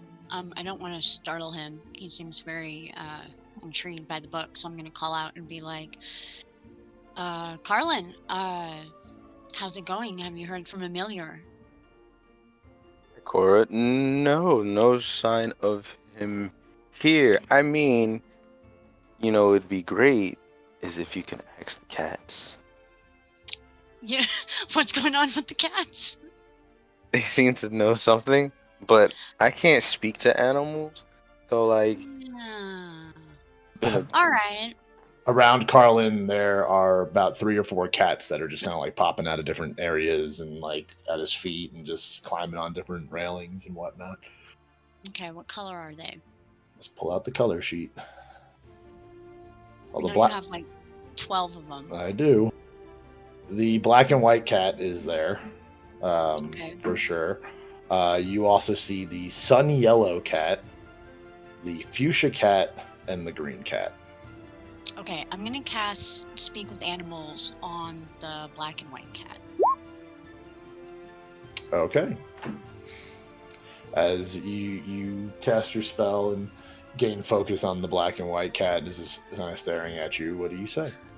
Okay, I crouch down so I'm kind of more on his level. I'm short anyway. I go, hey, pretty kitty, where is Emilior? So he comes up to you. It's the old guy.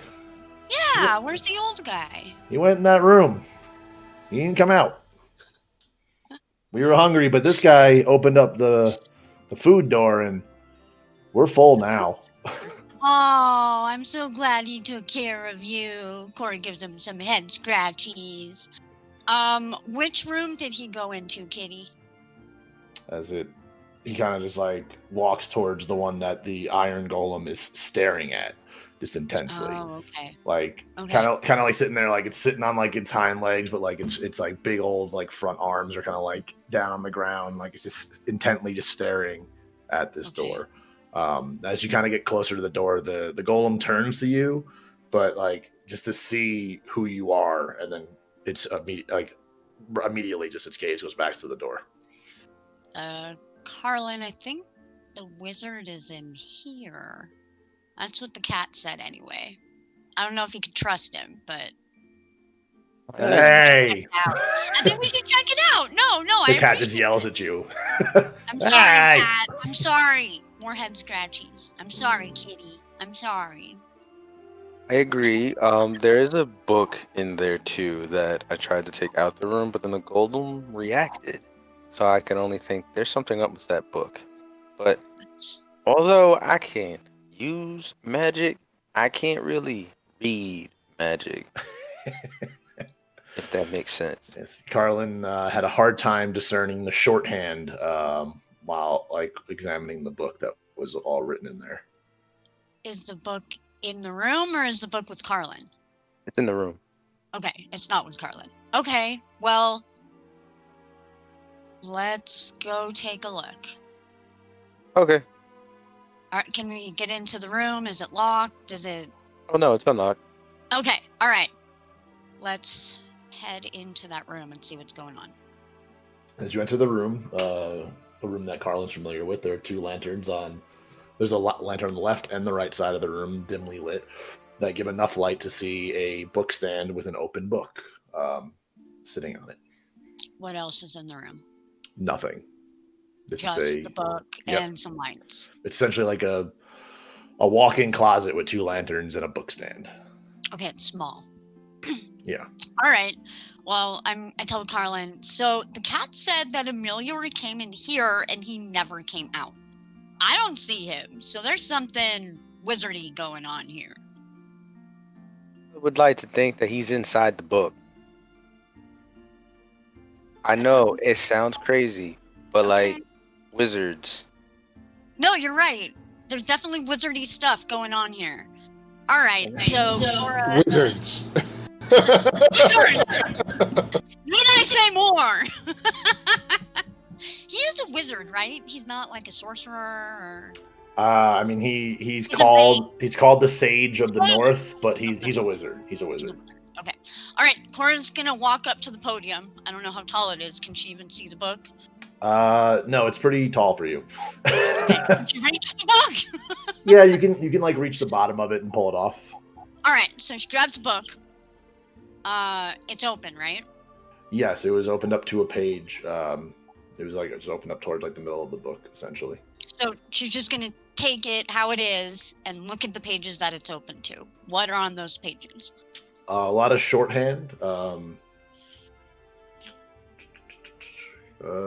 And again, just from Carlen would have told you the things that he saw and whatnot. Yeah. But you see the shorthand that is just it's someone's shorthand for sure. It's not just like regular just written language.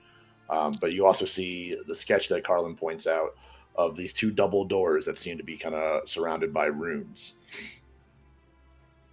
Is it like a map, like a blueprint, or is it like a picture, like an artistic, like what am I looking at? It's like a sketch of like an arching double door sort of thing, like that would open up. Does Cora recognize this at all? Give me an Arcana check, or hit Arcana. Arcana, or not just Arcana. Sorry, just Arcana. Arcana. Jesus, you guys are terrible Arcana rollers. It's not that easy. God. Okay. Nothing. It means nothing. Yeah, you're not able to decipher the shorthand at all. If you want to give me a history check. Go ask the cat if he knows what it means. Okay. All right. So Cora takes the book and she goes back out to the main room. She's like, "Hey, kitty cat, is he around? Does she see him?" The moment you leave the room, the golem moves from its seated attention position to now moving, like lunging forward, and kind of just like as you just feel this gust of air kind of like pass by you, as it's just like, Oh God. I pulled seems to Cora be back. pulling the book out. Yeah. Never mind. I don't think that golem wants the book to leave the room. All right, Yeah. Cora puts the book down on the floor. Where's the golem? Is he blocking the door? He's not blocking the door, but like he's like standing probably like 10 feet from the door. But as like you walked out and he saw you were holding the book, like he lunged forward, like no. Okay. Like Okay, so Carlen pulls Cora back into the room, and she puts the book on the floor. give She me sticks her head out. give me a sleight of hand check real quick, Me or Cora.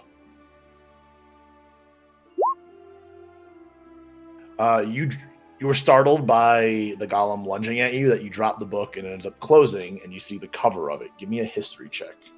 History or Arcana, you can pick. Okay. You recognize the face that is sketched into the leather of the book. The cover. Yes. You have seen this face before. It appears to be an etching of a legendary mage named Morden Kanan. Is this mage like alive today, or is he like a historical figure? I'll go with the same history check that you have there. You know of him of being a mage of old. Like from your knowledge, he's not around now. But So he's like a dude we would learn about in school or something. Something like that, yeah, or just in stories and whatnot. But he seemed, from what you remember, he was a wizard or mage that focused heavily on like extra dimensional spaces. I told that much to Carlen.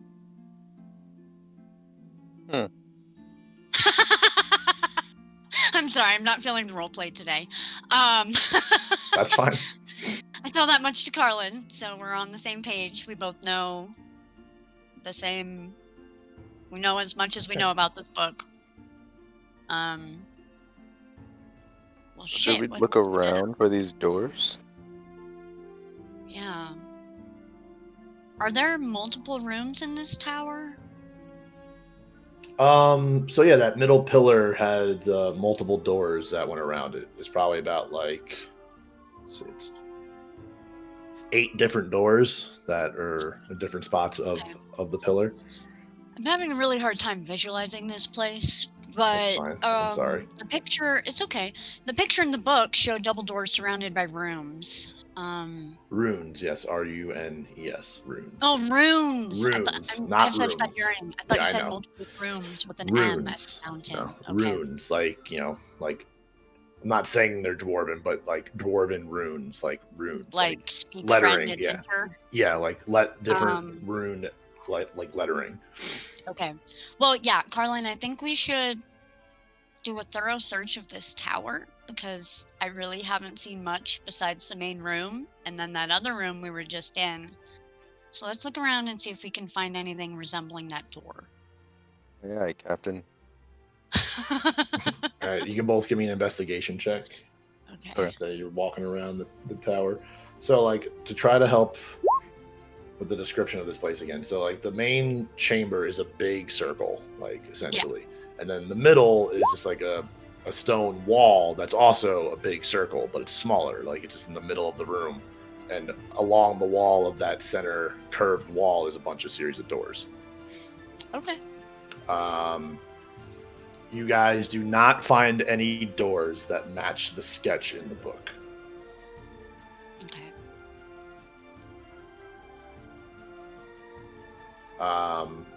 More And- cats kind of begin to gather just over by that door and by the golem as they're kind of just like all watching you.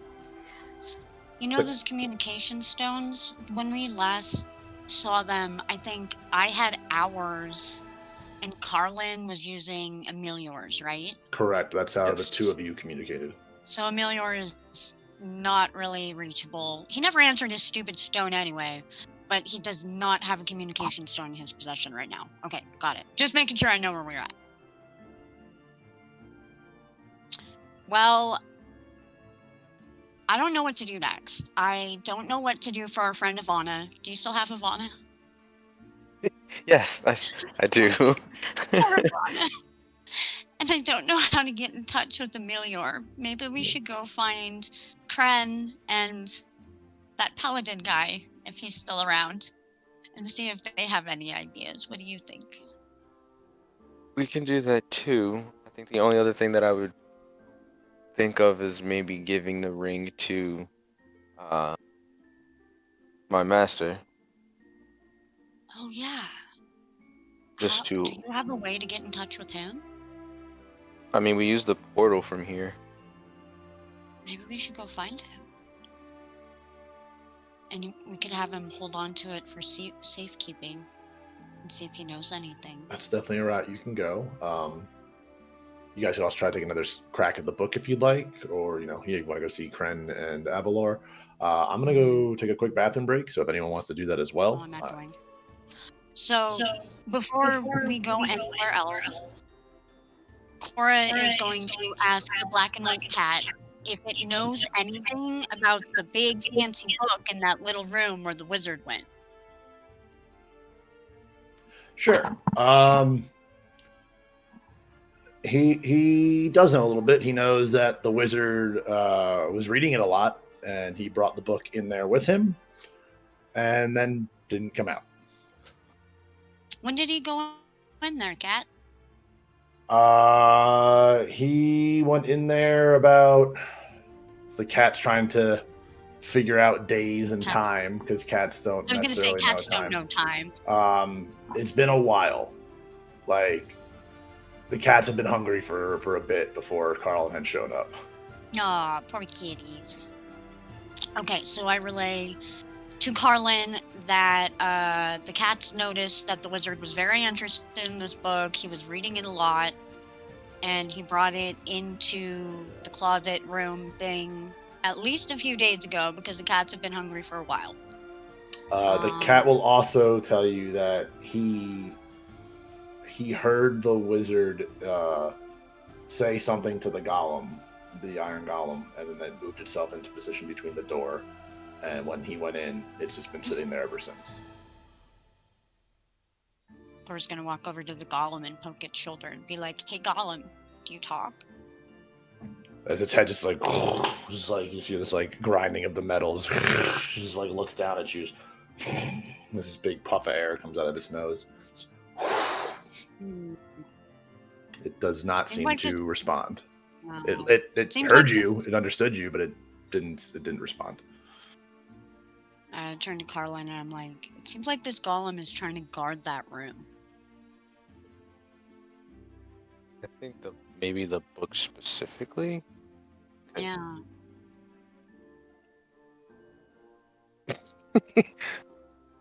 Can I take an Arcana check on the book again? You can. Stress levels.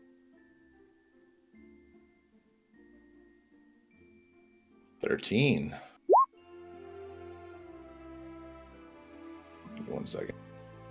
Just realized I hadn't enabled my little Nightbot fucking thing. Okay.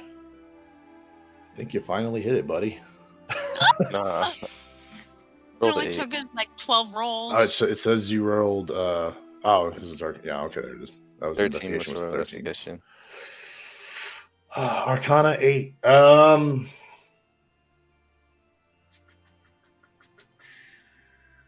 Cora, would you like to assist him in looking at this stuff? Yeah, let me roll. As you're both looking through the book again, you finally seem to decipher part of the shorthand, where you see a word in quotations, and it reads "specter."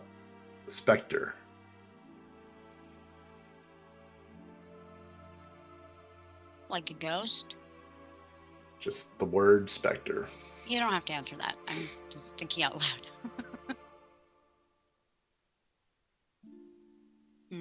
Hey. Again, like I said, you see what appears to be quotations around it. Like, it's shorthand, but like it has to be a certain language. What language is it? Is it common? It's a mix of common, elvish, dwarvish, Okay. pretty much like all the languages of the world. Okay, got it.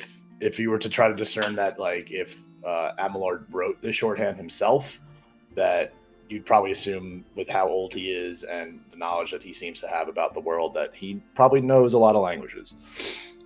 So it truly is just a mix-up of.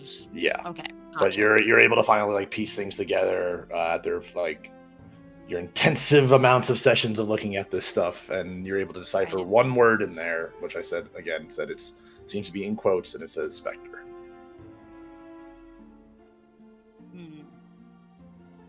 I mean, my main question is, where are these doors? So maybe we'd have to find the runes first, because maybe the runes are hiding the said doors. The runes were not a language that I recognized, I don't think. Wait, maybe they were. Because You hear a whisper. You hear a whisper in the wind that goes through the tower that just says to you, like very very faintly, hear it say the word out loud. We're really bad at this, Corey. I mean, specter? Or don't. You don't have to. It's fine. He said it. He said it. As you say the words out loud, all of a sudden these spectral blue double doors appear on the opposite wall of the room as they swing open. Holy shit! You found the doors! We found the doors. Are they in the little closet room? Yeah, so like from the door that you entered into this like walk-in closet size room, the opposite wall now has these spectral double doors appear. Ladies first? Should we go in? I mean, I'm game if you're game. Alright, let's go! Me and Frederick head on in. Okay. Follow suit. As you walk in, like you can't see the other side as like you walking in. It's just this like blue light. As you walk in, the blue light kind of engulfs you. As like even as you try to look back, you can't see back into the room now. As you all of a sudden step into a foyer. This very fine wooden floors, stone walls. Let me actually pull it up. Whoops, wrong screen. Pull it up and then give the boys the vision of long sight. Okay, and then where are those tokens? Cora.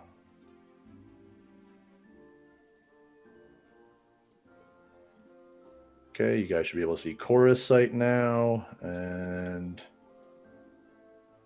Yeah, I can't see shit. And Carlen's sight. You should be able Frederick to see is there stuff. too, but I'll give you he's like- Frederick. okay. Did you want to bring Frederick in with you? Yeah, Cora's been like riding on Frederick this whole time. She has like separation anxiety. All right, I'll drop Frederick. Okay. It's been a while. I haven't had drop Frederick in a minute. No. We forgot to bring him to the farm. It's probably good. He wouldn't have liked the scary spider guy anyway.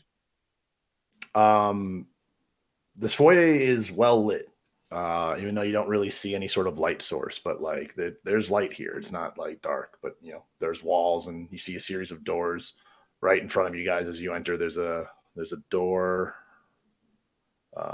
This is a long hallway that goes to your left and your right with a series of doors. There also seems to be a staircase right as you guys kind of like walk in as well that appears to go up.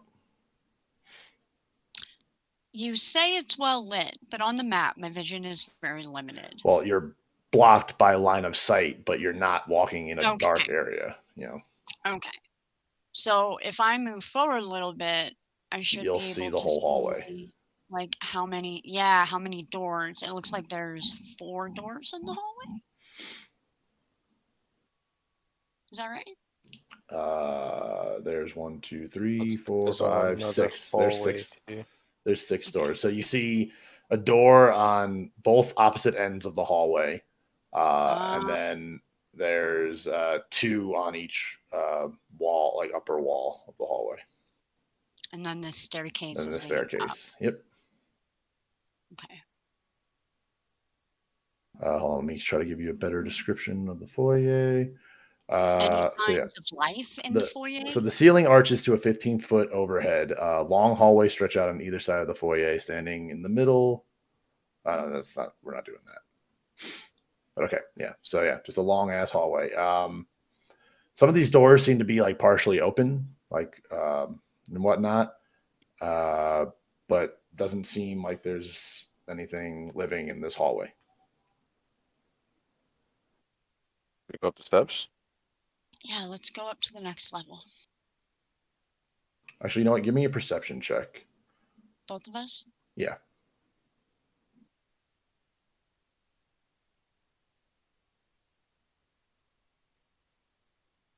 Okay.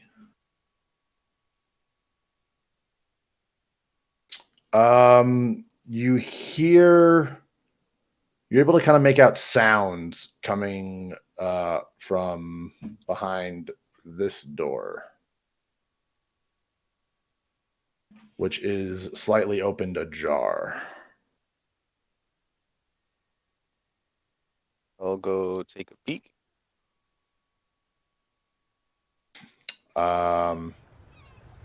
You smell the aromas of what appears to be something being cooked coming out of this room. Let me open the door for you.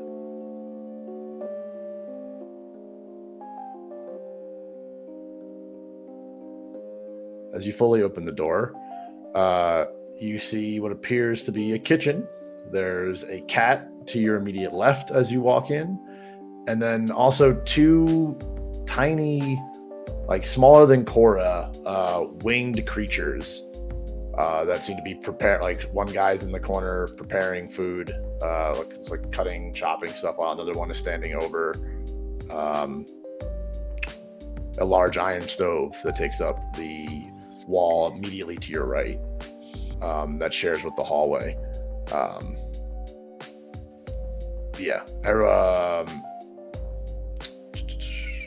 The rest of the room is filled with large tables and racks lined with hanging pots, pans, and cooking utensils. Everything in here is remarkably clean. Or do you know what the hell that creature is? I guess I could roll a history check. You could try to rack your brain to see if you know what these things might be. Would that be history? Yes. You do not. Ooh, I do not. I do not know what those things are. But Carlen, as like you peek your head into the room, like they notice you. Like they see you.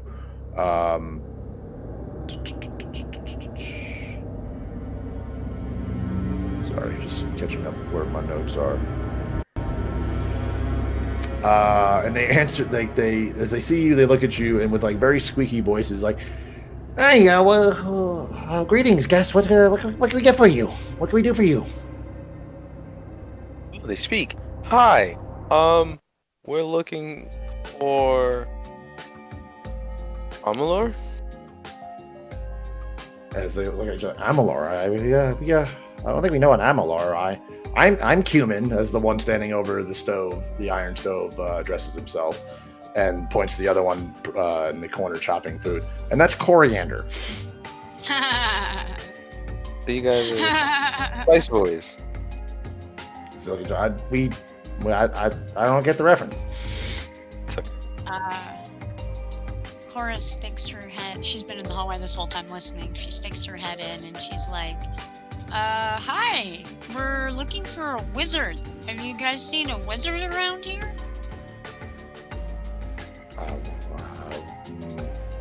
Let's see.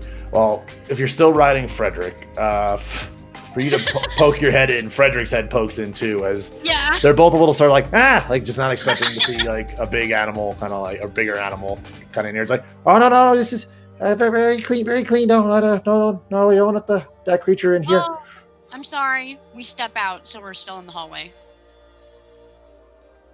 So I will move. Have you seen a wizard? I yell in from the hallway. As the one that was preparing the food in the corner. Whoa, you got all stretched out. You don't want you that big. Well, there's a better look for it, so you can, if you actually want to see what he looked like. That's what they look like. Oh, you can't even see that. That's what they look like. Let's see. Oh, there they It seems to be very similar to something that you guys, your characters, didn't see, but that one of your compatriots created steampunk-wise. Oh, there they are. Okay. He looks like a gremlin. Kind of, yeah. It's like a winged gremlin. Yeah. I don't think we saw a wizard. Do you see a wizard there, Cumin? I didn't see a wizard. I seen cats. Lots of cats. Is the cat just next to Coriander, just like meow, just like looking up at Coriander like it's like waiting for food. All right. Well, I think we'll keep looking around, and we will leave you to it. Well, is there anything we can do for you? We are here to serve. You are a guest. Where are we? You are in the extravagant home of the magical and powerful Fistandia. Fistandia.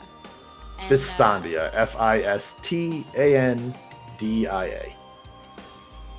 And at the risk of sounding extremely stupid, who is Fistandia again?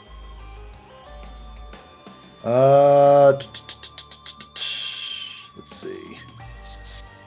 They have information, so I'm seeing is what they can give to you right now.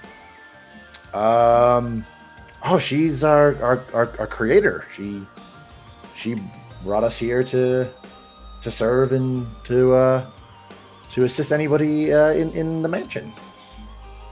But she's not a wizard. Oh, she's a most powerful magic user. Is she but here? She's not a wizard.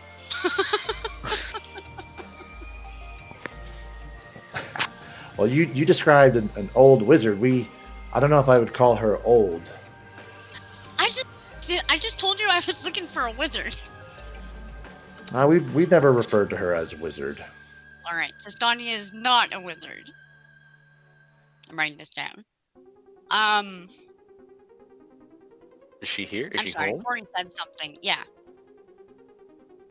Oh, she hasn't been here for quite some time. Fitting. Wizards and not being in their houses. Okay. I know. Freaking wizards, man. But let's see. Hold on. But when she was here, she told us if anybody were to come, that we should tell them to not touch any of the books with the single letters on their spines. Oh yeah? And where are these books that people don't touch? Oh, they're all over the mansion. As Well, they're in these Human looks at rooms. Coriander like, yeah, she was always all over the place here. There's always reading and researching and doing things. I'll look at Cora and say, "Wizard." She liked looking at the stars upstairs. There's a room she'd always go into and look at the stars. Okay. Observatory? As Coriander like has some like food and drops it down at the cat. It's like floating Aw. below him. Is this room up the steps? Oh yeah, they both nod like, yes, that's upstairs. All right. Well, thank you for your hospitality. Of course, we are here to serve. Coriander kind of flies back towards the corner and begins chopping more food. Weird little dudes, Cora says under her breath. She doesn't want to offend him. You think we should go check it out, Carlen? Yeah. So the All right. Spider Boys was kind of funny. Okay, so you guys are gonna go up the stairs. I will move your tokens to the appropriate location. Yeah, we're gonna go upstairs.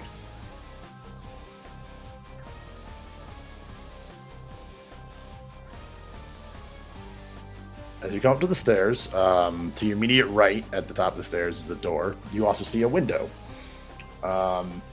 Looking out this window, where's the fucking description? Window at the top of the stairs. Yeah, there's a big window. You see outside, just like beyond what you can technically call, I guess, the grounds of this mansion. Like you see like the wall that the window is a part of, and like you see like what appears to be like some sort of grass pathway. It probably goes about like 10 feet out. But then beyond that is a swirling indigo menisma, which is essentially like a big like cloud like of just like swirling energy that hovers 20 feet. Yeah, hovers 20 feet from the building on all sides. It's really big. It's like Yeah. surrounding. It's like Yeah. a force field. It's Okay. almost like a big like cloud ring essentially, but it's not. It's more in depth than just a cloud. Something tells me we're not in greenest anymore. You were never in Greenest. You were in Secomber. Oh shit. You said there's a door to our right. Yes, there's a door to your right. There's also a suit of armor to the left at the top of the stairs. Oh, like suit of on the armor. podium or just suspended? Sorry. It just seems to be just a standing suit of armor. It's holding a long sword pointing down. It's clearly decorative. Like it's got like gold inlay. Like it's got like parts of just like onyx looking black color around it. Like it's definitely like a decorative piece of armor. Fancy. Yeah. Carlen, I don't think Frederick can squeeze by you on the stairs. Can you see if there's anything else up there? Sure. There's a door here, and I believe there's another one right here. Okay. Yeah. Oh, You there would is. be correct.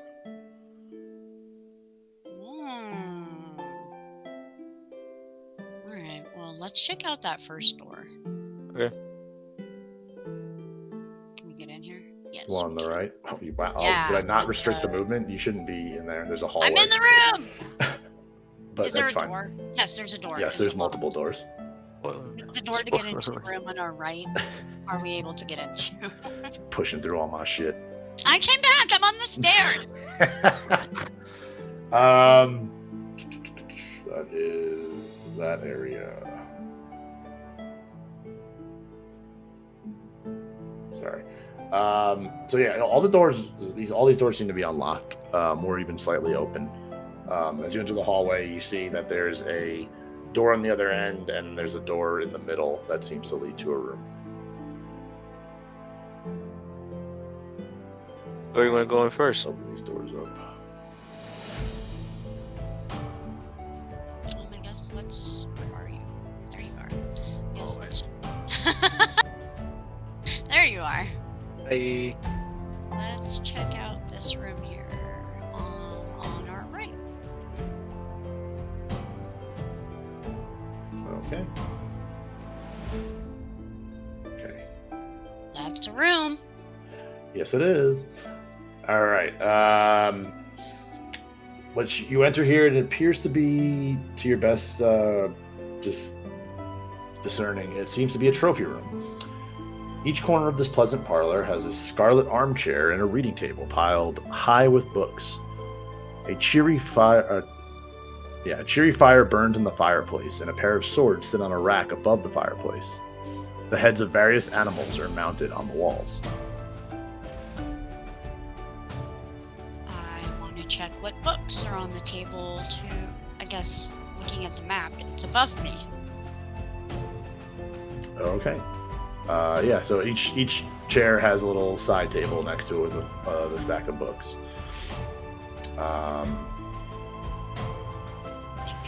Are you just looking at these books? Like, what are you doing? I want to see what the titles of the books are on the table right next to me. Okay. Give me, I guess, investigation check.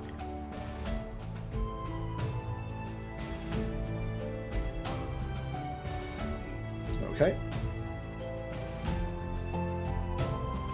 Time to quickly pull up some book name generator, because I didn't think that. I don't know why my brain didn't think you'd look at the title of the books. I don't know. I thought it might be a clue. No, you're as to correct. What's going on? Some of them they're written in languages you can't understand.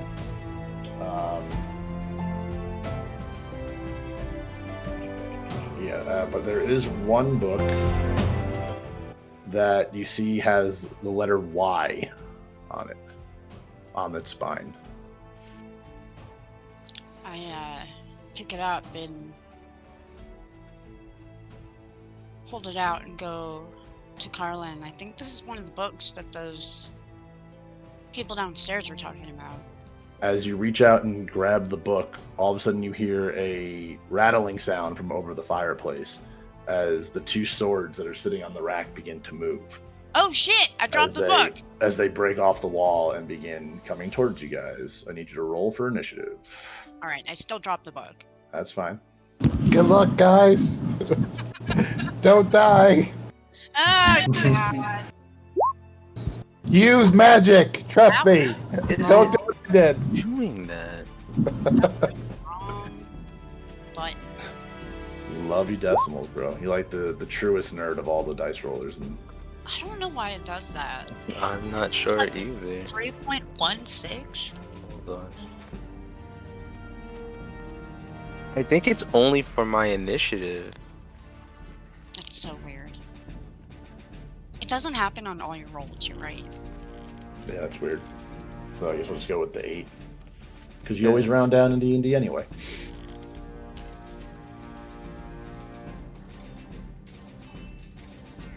Alright, well, that's our initiative. Okay. If you enter it in for me, please. Oh yeah, sorry. Oh,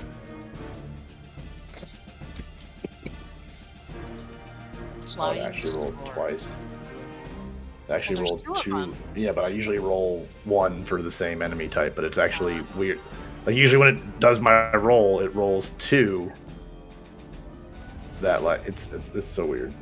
It rolls 2 of the same, but this one is 2 of 2 different. You're getting 14. Damn, you roll 20.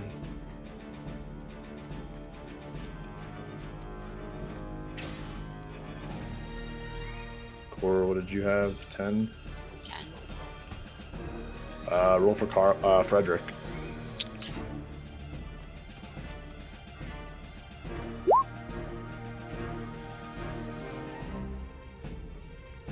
That's Frederick's initiative.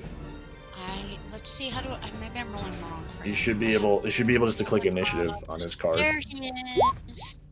This is Frederick, the one I Nice. just rolled. He rolled a nat 20, but because his intelligence is Frederick, you're so shitty. dumb! Intelligence. You might have just clicked intelligence. Yeah, Oh, you did just click you didn't even click initiative. I'm really bad at this, I'm sorry. 6, there we go. Okay, that makes more sense for Frederick. I love you, Frederick. Just calling him out, making him seem like he's dumb. Ah! You have -4 intelligence. Man. No more chin scratchies for you. Yeah. It's okay, I still love him. Okay. As the swords go up, come off the wall and go upright, and they come lunging at you, we're getting ready to attack. One comes at Cora, one's coming at Carlen. Very quickly coming across the room.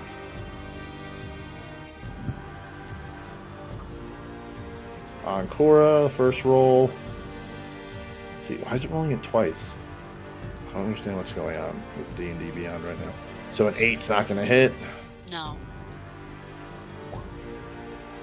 and a 20 does hit Carlen. Okay.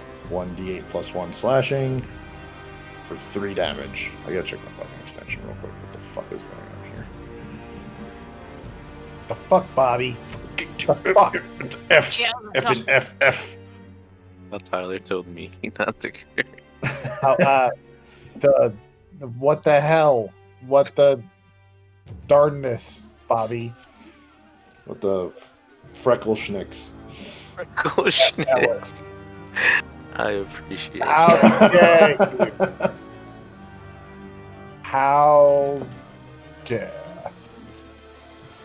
This is so weird. I literally just had an update on Beyond D&D Beyond whatever, or 20 whatever the fuck it's called. God damn. Sorry. What was that? Hold on. What was that? All right. So Carlen, you took 3 points of damage. So now we're up to Cora. You got a flying sword swinging at you. What are you doing?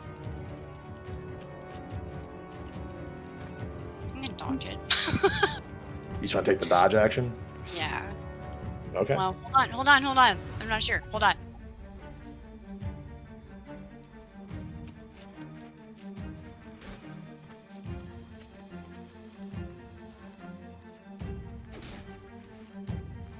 Okay.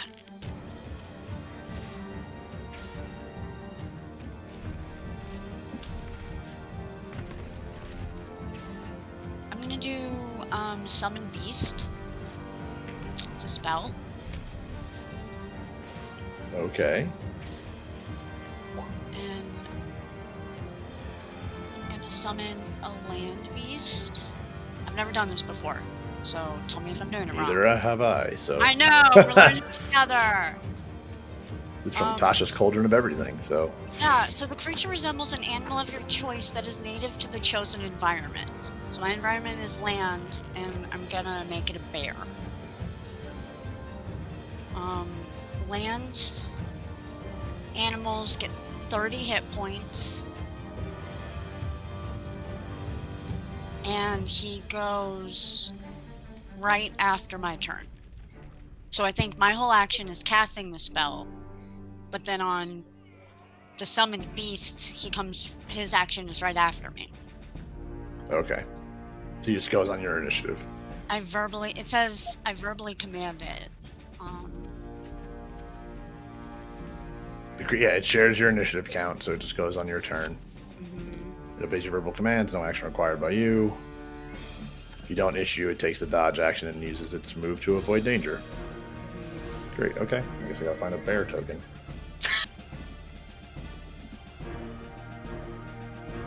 Very good time.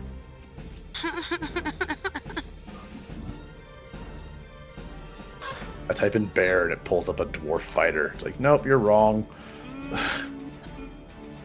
There's a bear though. It's okay. Where are you summoning it?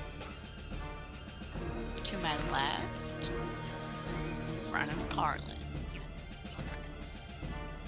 Yeah. Alright, there's just a bear that forms in That's the a middle bear. of the room now. Yep. So it uses that stat block of the bestial spirit. It's small. It's not a regular sized bear. Oh, okay. It's small. It's a small beast.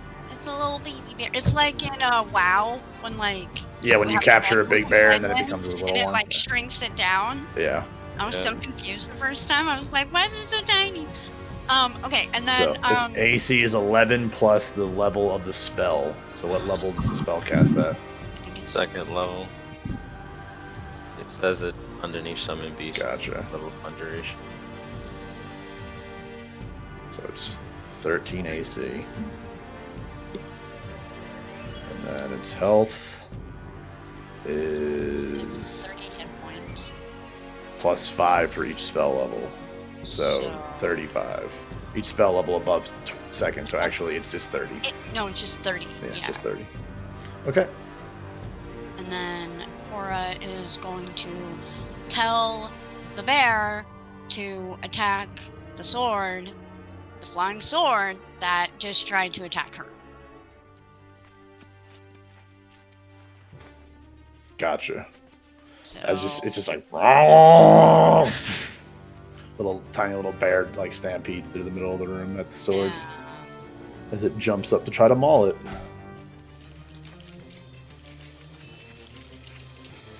The beast has an advantage on an attack roll against a creature if at least one of the beast's allies is within 5 feet of the creature and the ally isn't incapacitated. So he has advantage because he's standing so close to me and Carlen. He's 5 feet from me. I wouldn't technically say a flying sword is a creature. Okay, that's fair. That's fair. He has advantage on attack rolls against creatures, but you're right, that's an object, so no advantage. Yeah. And its multi-attack isn't really a multi-attack because it was cast at level 2, and that round, half of that rounded down is 1. So all he can do is maul. One attack, yeah, just one maul attack. Okay. It's 1d8 plus 4 plus the spell's level piercing damage. Don't I have to roll to try and hit? Yeah, so roll to hit, yeah. How do you just... There's the little, if you go to that card within the spell, you can click the button, click the little B button. I'm sorry, where am I looking? At the card within the spell, it shows you the beast's thing, go down to maul, and where it says 1d8 plus 4, Oh, and just- the little okay. B, hit the B.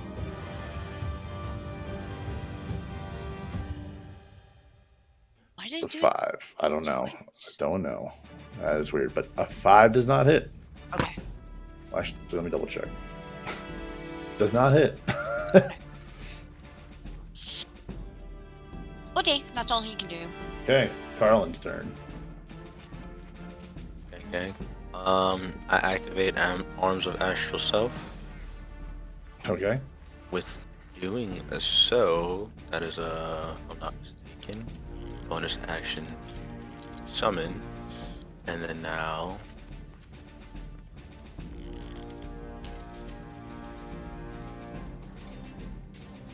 on their creatures, so they don't get hit by the activation, right? If it only affects creatures, then yeah, no, it doesn't. They're not considered creatures. Cool beans. Bonus. Excuse me. Now attacking the one sword that's in front of me. Okay.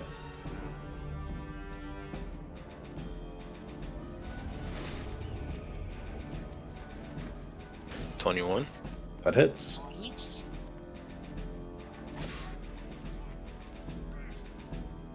Six points. Nice. Nice. As your arms extend out and make contact with like the flat part of the blade, as the sword like spins in the air as it has to recollect itself as it's back upright again, ready for its next strike. And then that ends my turn because I used both my action and bonus action. Gotcha. Frederick's turn. Okay. He's gonna, let's see how this works. I can't do charge, so he's just gonna ram the sword that tried to attack Cora. Okay. 21 hits for 4 damage. Whoop, whoop. It's again very similar to how Carlen hit it, but except now it's Frederick kind of like whips his head up as like his horns like get it, like knocks it into the ceiling as it kind of like sticks in a little bit and brings itself like pulls itself out and comes down.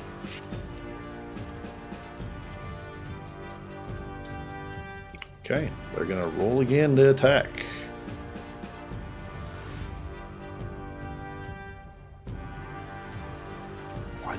twice. It's so dumb. 15. Who was that attacking? Cora. That hits. Okay. For 4 damage.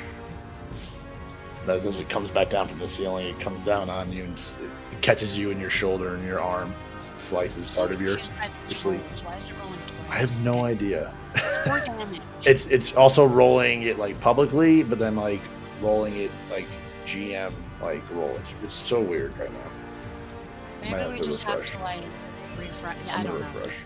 Okay, I got that. 4 damage to Cora. Yep.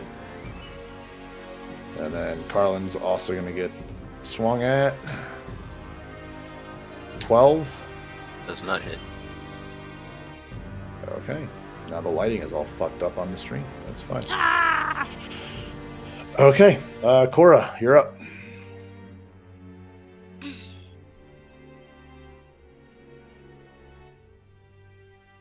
I'm hesitant to shoot it because, like, how effective would a crossbow be against a sword? But I guess it has an AC and hit points, so you can That does. shoot it. Yeah. That's why I didn't attack it on the first round. I was confused. Alright. Cora's gonna use her revolving crossbow to attack this flying sword. Okay. 22 hits. Sick. You shot the one that's like right next to you? Yes. Nice. 8 piercing damage. And because this is my first time using the weapon since it got all magic, so I get a +1 bonus attack. Which it did that for you already. That added it to Correct. that. Normally, Okay. normally it would be +8 for your ranged attack for your attacks, but Perfect. that's +9. Perfect. Holy shit, girl. This is amazing. This is amazing. Okay, It's very hard for you to miss. You have to roll like complete garbage to miss. which is possible. So I don't get to shoot again. You do. It's the revolving crossbow. You can shoot twice with it. Bonus act. Oh, okay. I will figure this out. I'm gonna sit down after the session and spend like an hour figuring this out. Okay. So Yes, your revolving crossbow. So yeah, you just get to, as your action, your attack action with it, you get to fire twice. okay, that's what I thought. 19 hits for 9 damage. Fantastic. As your 2 5s, you fire 2 at it. One knocks it askew as it's like just spinning around the room, and the second one hits it right in the hilt, and I guess like right where the grip meets the hilt, and it just splits it as it breaks the handle off the hilt as the sword falls to the ground and is no longer moving. Sweet. Nice. Okay, that's Now you still have a bonus action and movement. for my bonus action. I can use my other crossbow, right? Correct, That's how I'm reading it. because we're using that as your 2-weapon fighting. Correct. Okay, so she's gonna use the other crossbow to attack the other sword. Okay, go for it. And that's just going to be it's like you'll see, it's be a +8. 12 does not hit. Okay. And I'm not gonna move, so that ends my turn. Okay, well your bear also goes on your turn. So what do you want to tell That your is bear correct. to do? I'm gonna have him maul the sword over by Carlen. Oh, Let's see. it's Where like a are you little at? cub, little berry cub. Yeah, he's a little baby. Oh. Here we go. Does that hit? 9. Hold on. I think you just rolled damage. Yeah, it just rolled Did I? damage. That didn't roll the hit. Thank you. Spell cards being weird. Yeah, where's the hit? Oh no, its hit is 1d8 plus 4 plus the spell's level. That's all that I have available to me Oh, at the yeah. summon. So yeah, That's it's all that I have available to me. so then plus 2 to that, so that's 11. So that doesn't That hit. doesn't hit. Okay. All right, Carlen. That just blew my mind. Yeah. Um, It says Maul, melee weapon attack, your spell attack modifier to hit, reach 5 feet, 1 target, hit 1d8 plus 4 plus spells level piercing damage. It's really weird. Okay. It is weird. This is a new one for me. Unarmed strike. Go for it. Oh, actual self strike. 16 Does not hit. does not hit. Okay. As the sword seems to just like being able to like dodge your fist coming in. Spell 1 key point. Fury of blows. Go for it.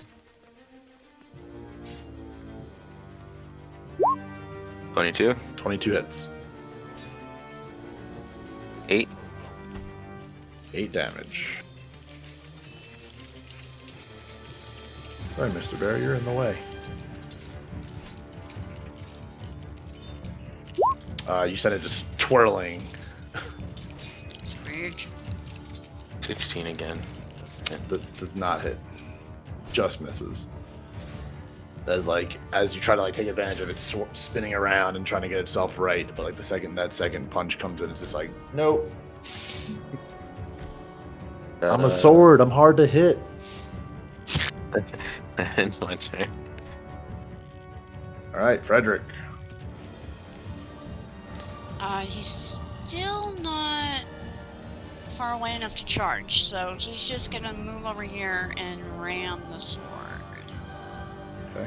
Yep, and you're still on him because you're riding him. it's- Just Yeah. riding this ram through this mansion. Hey, it's worked out so far. Does not hit. Okay. All right, the sword is going to swing at Frederick. Bummer.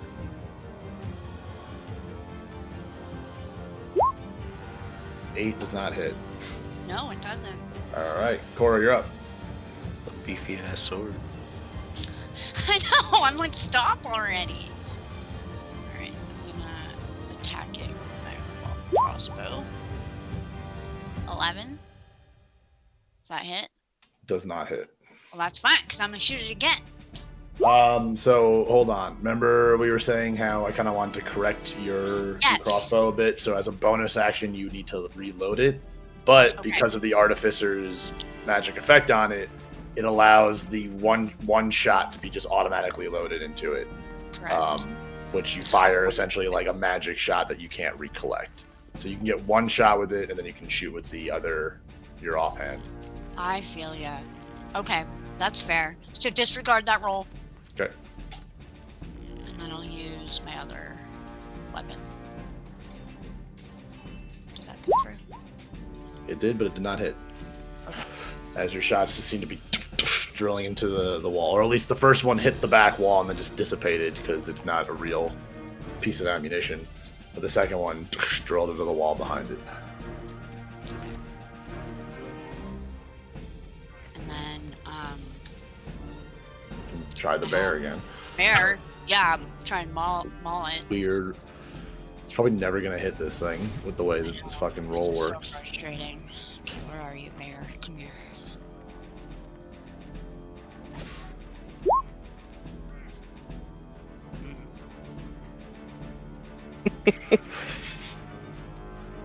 Yeah, no, doesn't hit. Okay. I'm so confused by this summon beast spell. Why didn't they just do the regular? Yeah, that's what's so I don't like. know, Why I isn't don't it a like D20 it. involved? Like I it literally don't says have hit idea. 1d8 plus 4 plus the spell level's piercing damage. Your spell attack modifier to hit.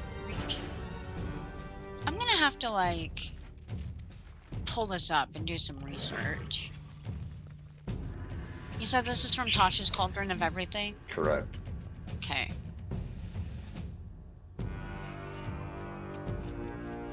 You know, it's like something you should research before the session and then talk to me You know about so we what? can I'm not sorry. deal with this during the middle of the session. I'm sorry. As the wind blows through the mansion and says that. Okay. Carlen, Punching this shit. go for it. Tired of this. Oh my 11 does Not hit. Bonus action attack. Does not hit again. Nope. What the fuck, bro? Fuck this sword, yo.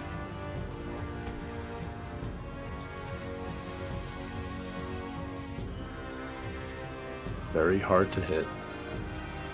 Does that end your turn, Carlen? It's my turn. I All right. refuse to waste a spell. Frederick. Back to Frederick.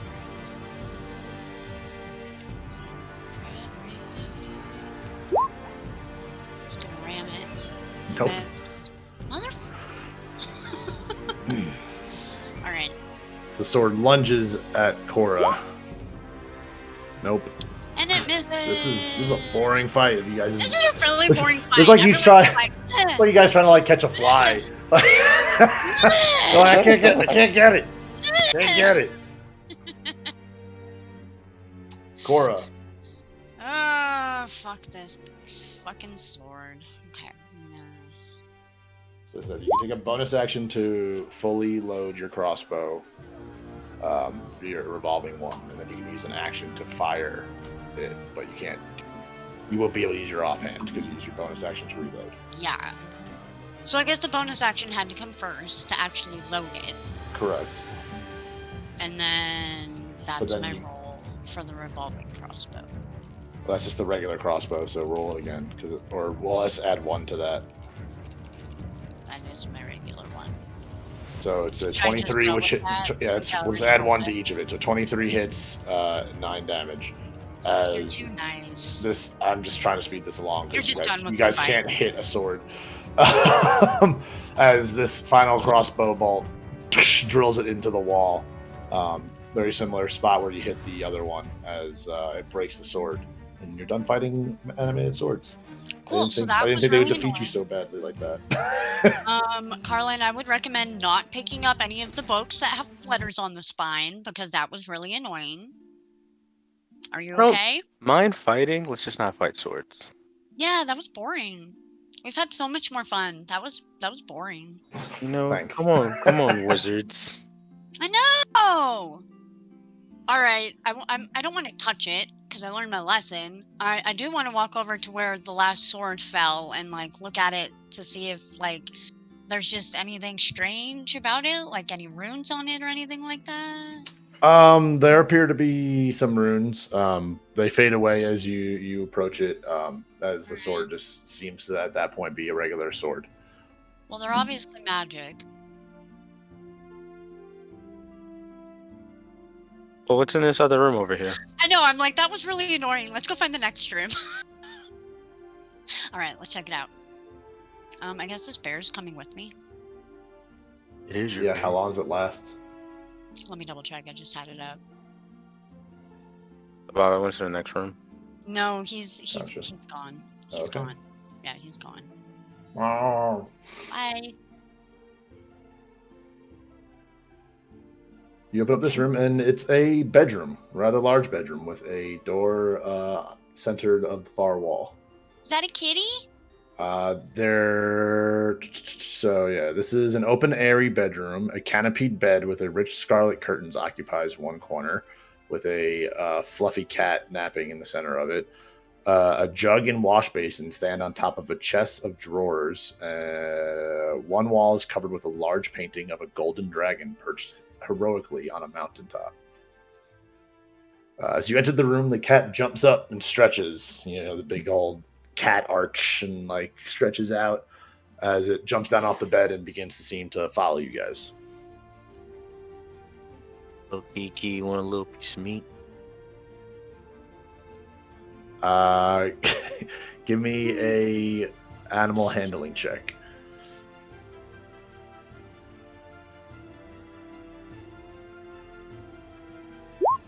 Then Just made it. Your attention to the cat, whether you actually give it something that you have for food or pet it or whatever, just your interaction with this cat, it's now it's truly following you. It's just at your side, like right at your feet. I got a cat companion. Hey. Start petting it. I'm making like an investigation check in the room, see if there's like anything that stands out. Sure. Give me, go for it.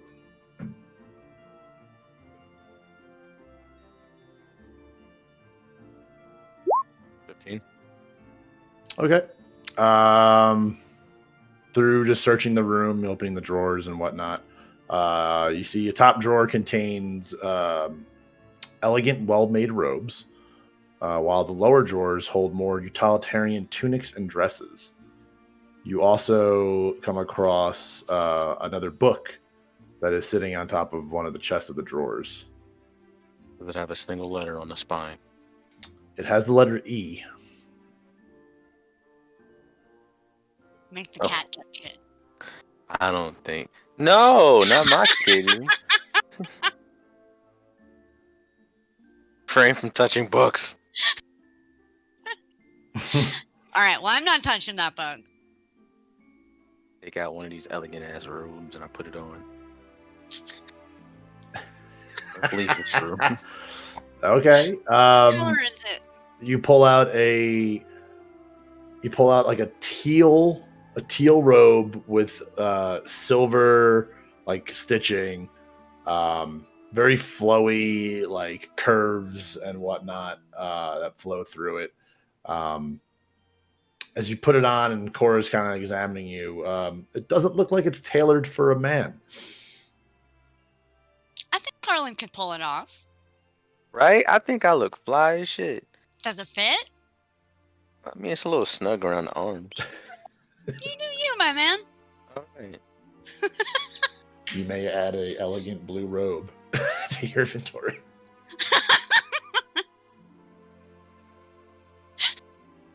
Really makes your eyes pop. Again, there also is a door here Oh, there is. on that wall. Okay. I stepped through the door with my new steel silver robe. Were you able to get in? Yeah. All right, I'm gonna follow Carlen Break through in. these doors. I realized why my viewing screen was wrong. It was not set to player view, it was set to GM view. That's fine. Where's my cat at? Yeah, where'd the cat go? I gotcha. So it appears we're out on a balcony. Correct. You are out on a balcony. Where is it? It leads to an iron balcony. Hold on, I got these. Bless you. Oh, thank you. An iron balcony lined with slate flagstone. As you look over it, you can see a greenery of colorful flowers and of the arboretum that is visible below. So below you see a couple trees, you see some grass, you see like a little garden. Also, as you stepped out onto this balcony, that purple misma is more oppressive, like in this area. Like it seems like it's closer than it was, like just looking out the window. Is that? I asked Carlen, do you think that thing is moving? Or are we just at a different angle? Maybe we're moving. Oh, shit. All right. Both of you give me perception checks. Okay.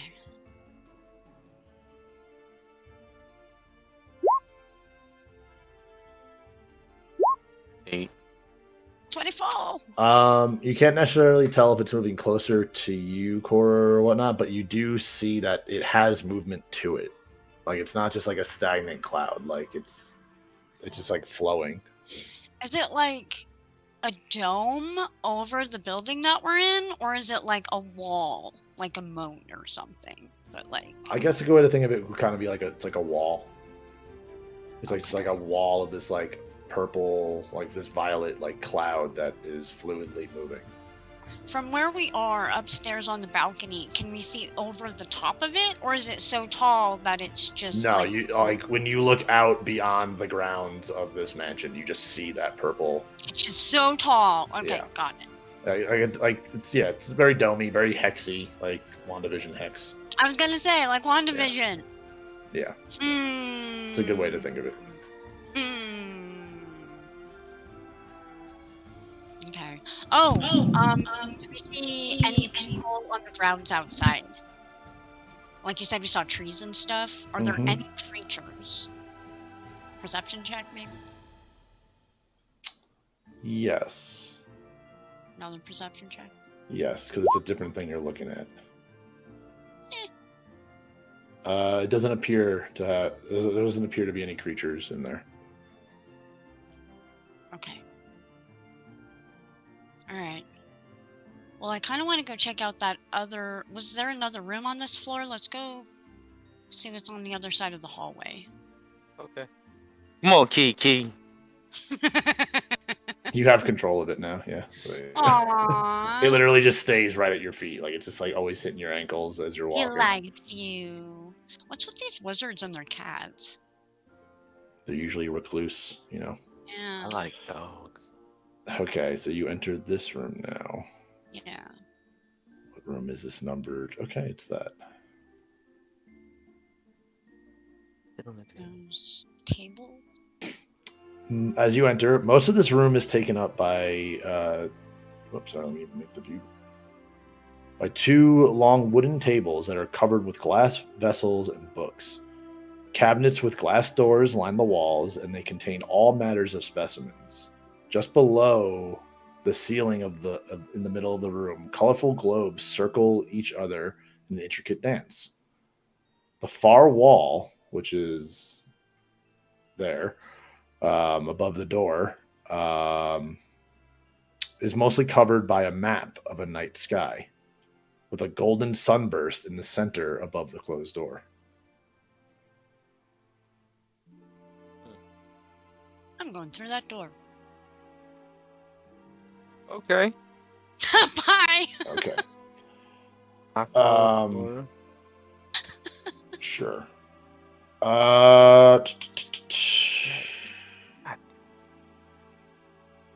So the door opens into a dark, open space, offering a view of a starry ferment of the night sky.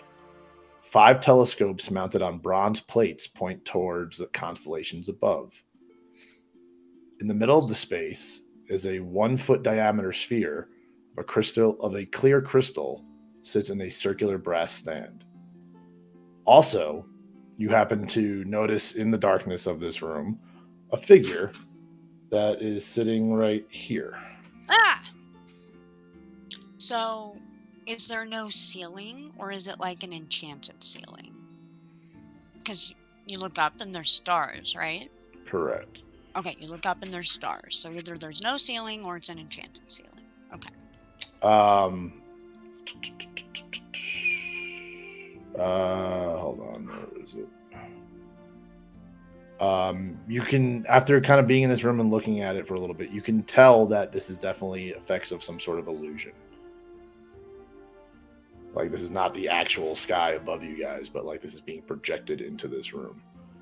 So it's probably not super bright in there, but we can still No, see that there's like a figure in there. Correct. Like, it's dark, but it's like the room is essentially almost being illuminated by the stars and the constellations above you.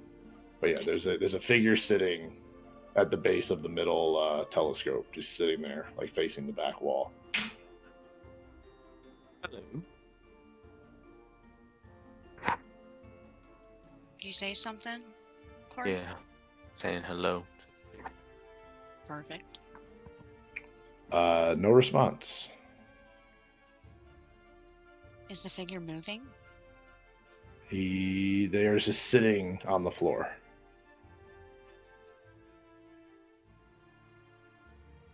Vector. Sorry. Is it like it's just dark by the figure? Or Yeah, like it's just because again, the room is only being lit by the stars above. I cast light Okay. on have something, like a pebble or something. Cast light on it Do you have a pebble? or What's something. in your pocket? I'm sure you have I'll like a take out, coin like, in your coin. pocket, Yeah, I'll right? take- Yeah. I got a coin.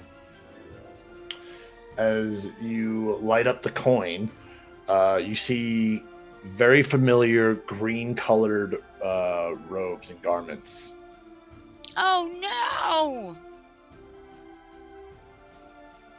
The one wasn't one of a kind.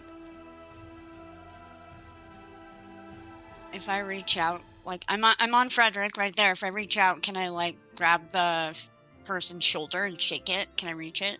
From Frederick, no, you'd have to get off. Like Okay. he's sitting on the ground. Like Okay.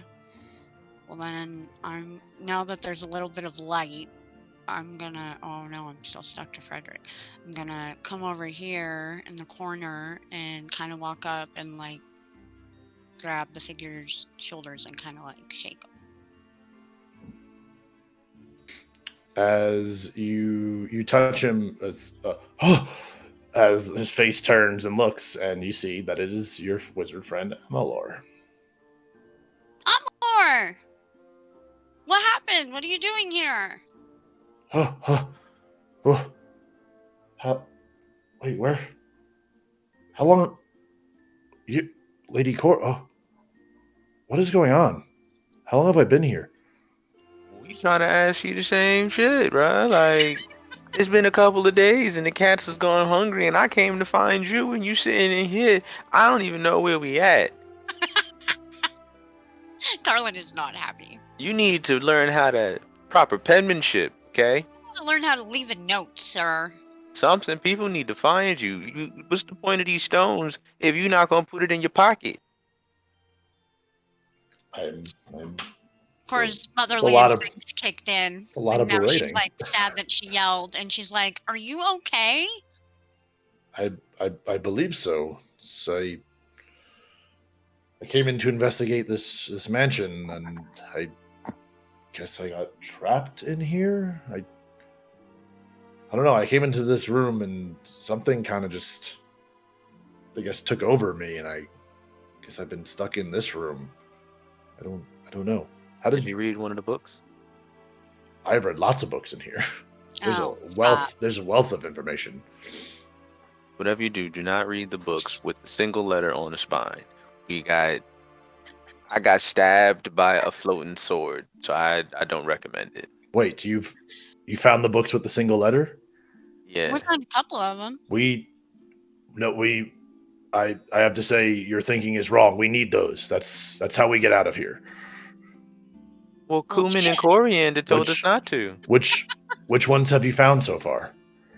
Y and E. Y and E. Okay. All right, that's a good start.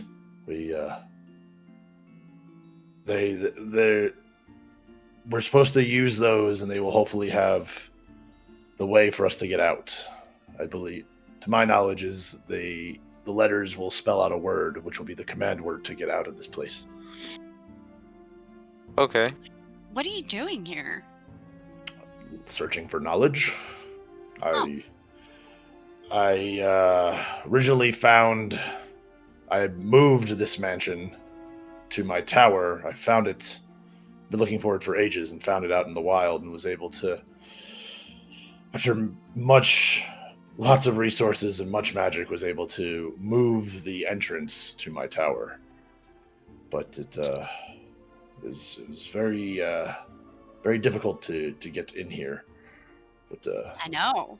Cora turns to Carlen and rolls her eyes. The So you audacity. just found a wild mansion. Is that what you're trying to tell me right well, now? I was searching for it.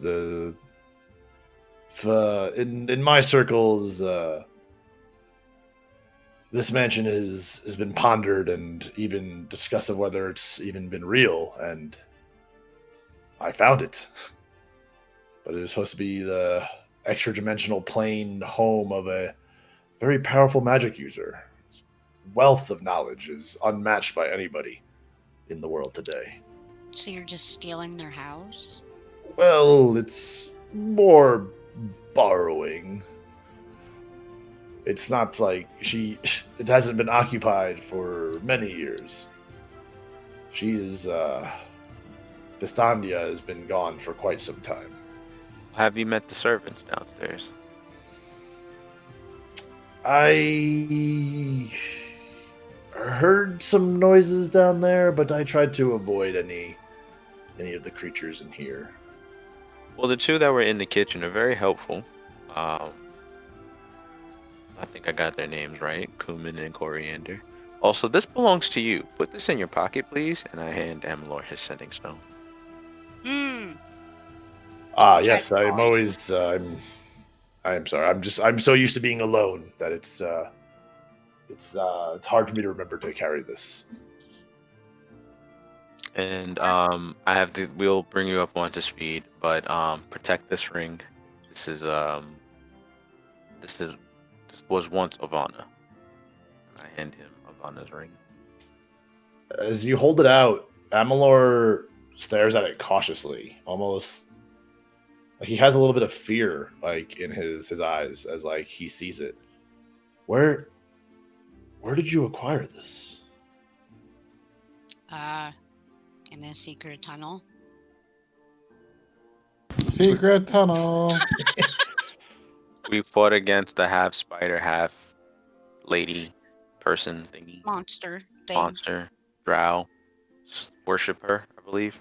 And then, but even before then, Ivana touched the ring on the table, and then next thing we know, he's being absorbed by it. He's currently inside of this ring. It was really frightening to watch. It like sucked him inside that ring. Amalur still like from the normal like wacky, just like carefree like look and attitude that he always has. Like this is the most serious that you've seen him. Even His when he was attitude kind of reminds me of Radagast the Brown. yes, You know he's what I'm very much talking like about? yes, he's very much like a Yeah. Radagast, yeah, without a doubt. Yeah. But that when he gets unlike where Radagast gets serious and it's still kind of like funny, like this is a way more serious sort of like tone. Like there's no fun and games right now for him as he's still holding it out and is like he's almost reluctant to take it as he like pulls like a rag from his hand and he scoops it out and curls it up and is able to tuck it away. We will deal with that when we get out of here, but one thing at a time first. Well, we know where the other two books are that we haven't touched. Well, one of them we did touch, and the other one is where I found this cute little cat that we're going. It's going to take a residency at your other house. There's a few cats around here. Those are the only creatures I have tended to while being here. Well, I'm gonna name this one. This one's name is Titus, and then we're gonna go show you the other two books. Yes. Well, as long as we remember the letters, I think that's all we need. I've come across a couple of these books as well, and there's nothing of any substance within them. It just seems the spine is the indicator of the information we need. We found the letters E and Y, right, Carlen? Yes. What did you find, Amalur? I'm sorry, I've been mispronouncing your name all the time. You must hate me. It's fine. Let's see. Happens all the time.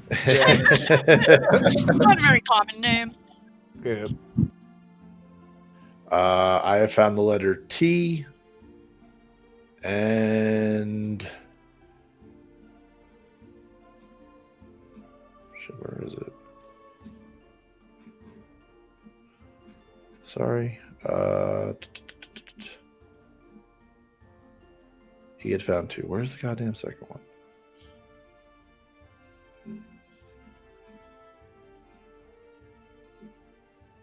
Come on, game. T and I. It's a lot of vowels. Wheel of Fortune. Come on. I know.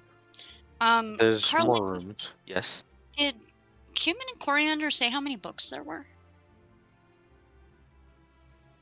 I don't remember them saying how many books, but they specifically. We can go back and ask them, but Yeah, they specifically said the ones with the single letters on the spine to not to read those or not to pick them up.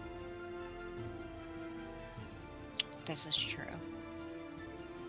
Amalur, have you been in the room over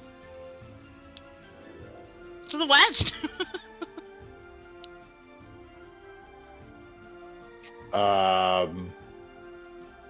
Room to the west. Is there? I thought there was a door where he's sitting. There is no door. It's a wall. There is no door. I thought he was sitting by the door. Okay. But Give me a perception check.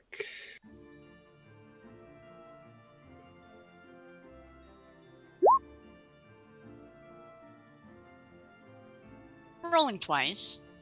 It's weird. We'll take the first one. Refresh. Okay.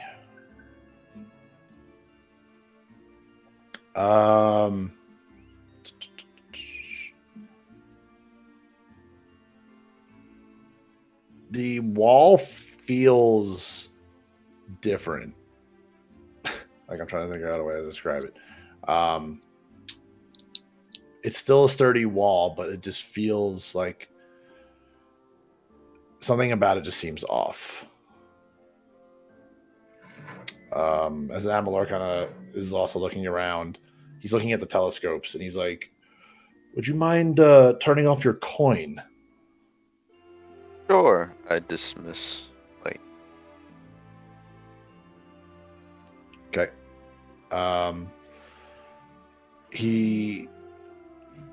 He's like, he goes up to each of the telescopes and he begins to kind of like turn them. And he refers to, he's looking at both of you, he refers, did you see that map? That painting on the door, above the door in the other room? Yeah, on the wall. I believe it has something to do with these constellations on the ceiling, as he like points up and you can see the different figures and shapes of the stars. And there seems to be, on each constellation, there seems to be a brighter point on each one.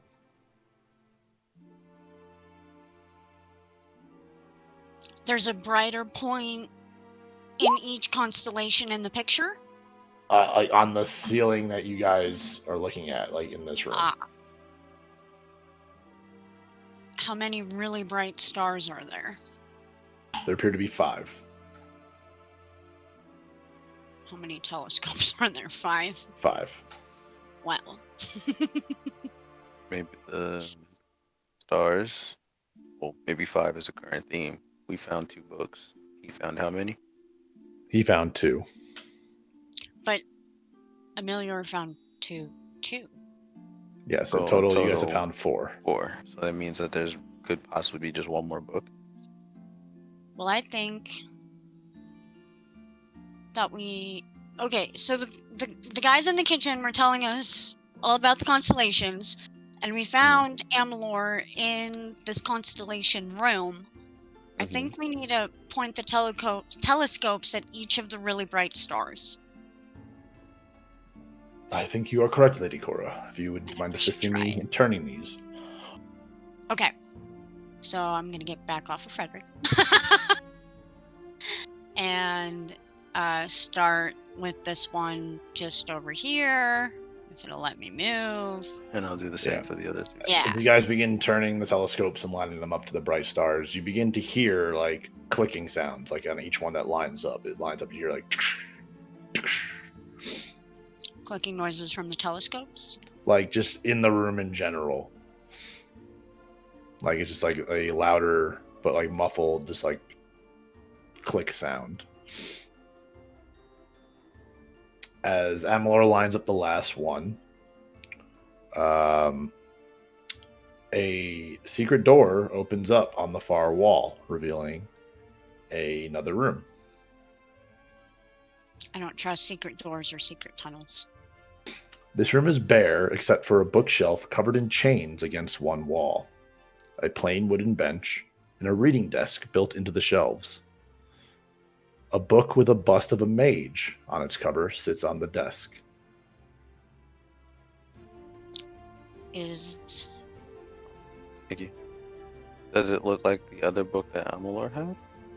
Yeah, is it It the has same person? the same sketch as the book back in his tower. Hey, Amalur, do you recognize that book?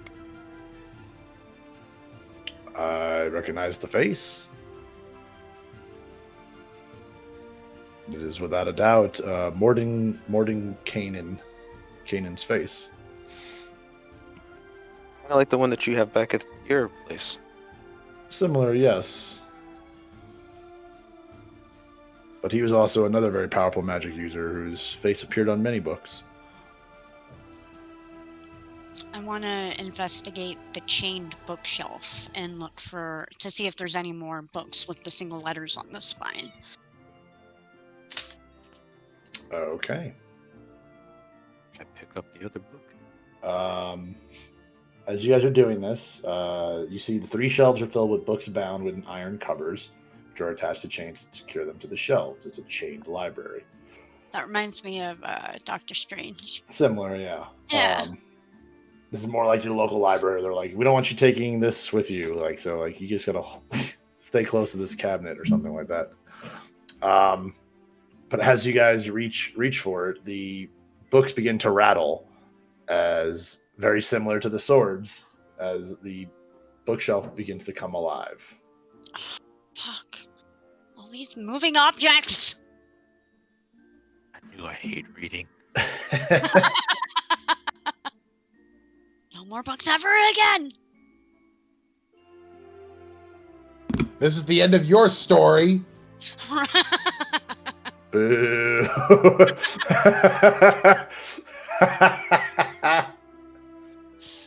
Actually, I really enjoyed that, but boo.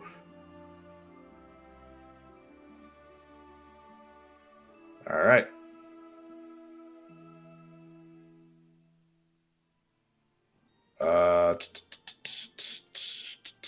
Yeah, it comes to life. Roll for initiative as the chains begin to like launch the books out towards you guys, sort of deal. 13.16. Nice.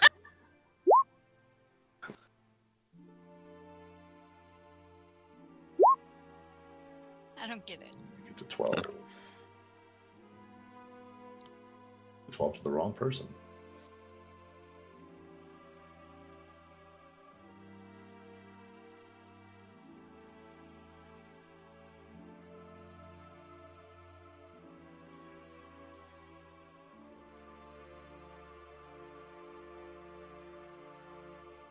Okay.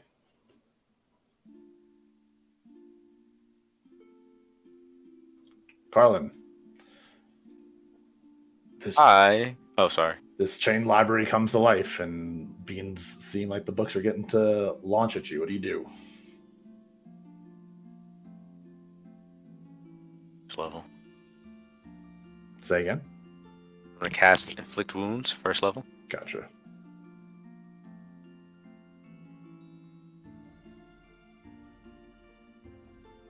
I'll use Favor of Gods on that one.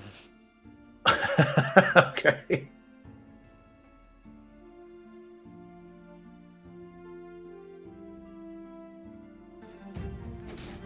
$18. 18 hits.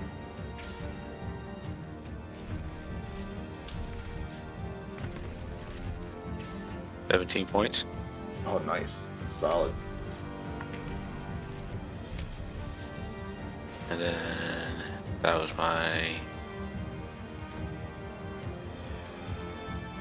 attack action. Bonus action. Unarmed strike. Okay.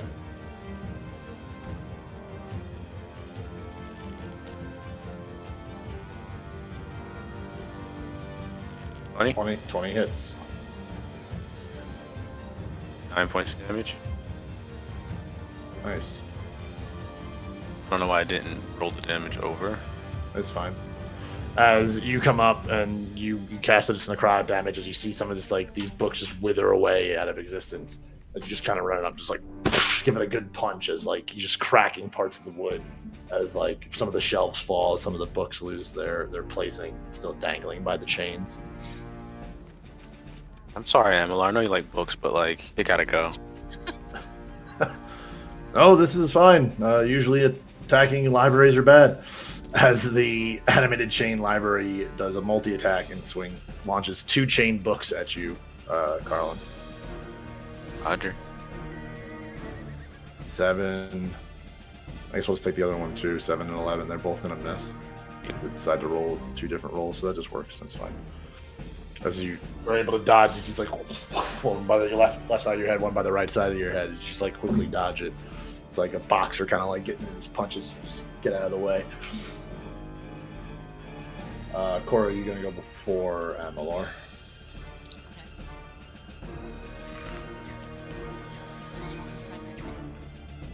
So I'm going to use my bonus action to load my revolving crossbow and then attack the monster bookshelf like you do. Okay. That hits for Nice. 5 damage. Roll. Nice. And then I'm going to attack with my regular crossbow. You still get the second attack with the revolving because you reloaded it. Oh, you said you reloaded it, right? Like, that's Yeah, what that was my bonus action. So yeah, so you get 2 shots with the revolving. Okay, I'm going to sit down and write this all out tonight. Okay. That hits for 8 points of damage. Awesome.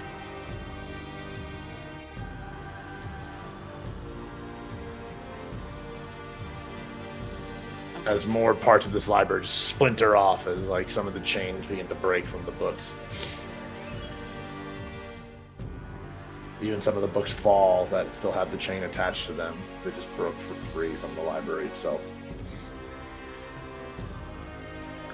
Amalur is gonna hit it with magic missile. Nice. Which, if I remember correctly, on the die. What is it? 1d4 plus 1, Thank depending you. upon what level you use. Yeah. Thank you. Mhm.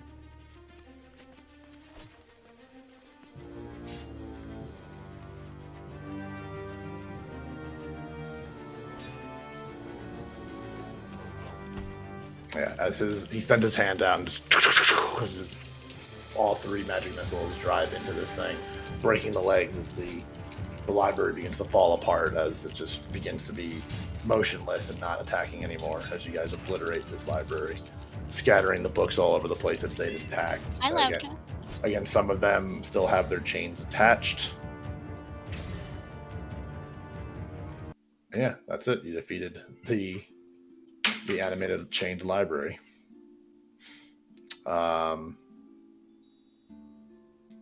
Yeah. So I proceed to pick up the book that we found familiar. That is the same book as the one that Amalur Had had. the same image. Yeah. Okay. Well, while like going through the rubble of the library to find that book, who did we lose? Did Brian back out? We lost Brian. Oh no. There he is. It's gonna throw off Yeah, I'll adjust it in a videos, second. huh? It's fine. I'll adjust it in a second.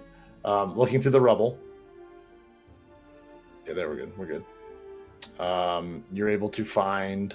You find that same sketched image book, but you also find another book with one of its books has a decent length of chain attached to it. This book is entitled Martial Attack Techniques. It could technically be picked up and possibly used as a weapon. Well, I'll pick that up. Okay. You can add a +1 flail to your inventory.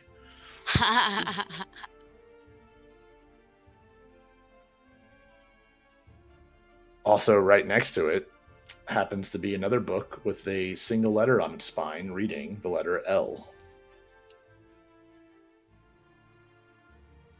Hey, Amalur, I found the letter L. Nice. That's good that we found this room then. I feel like this is a very intense game of Dora the Explorer. Did you find the letter L? Help me find it. I'm the map. I'm the map. I'm the Do you know where the swords are that are attacking me? They're right there. Where? My eye. Oh, brilliant. Okay.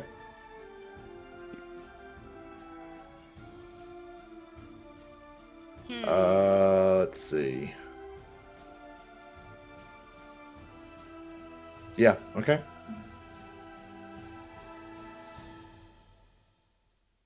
So maybe we should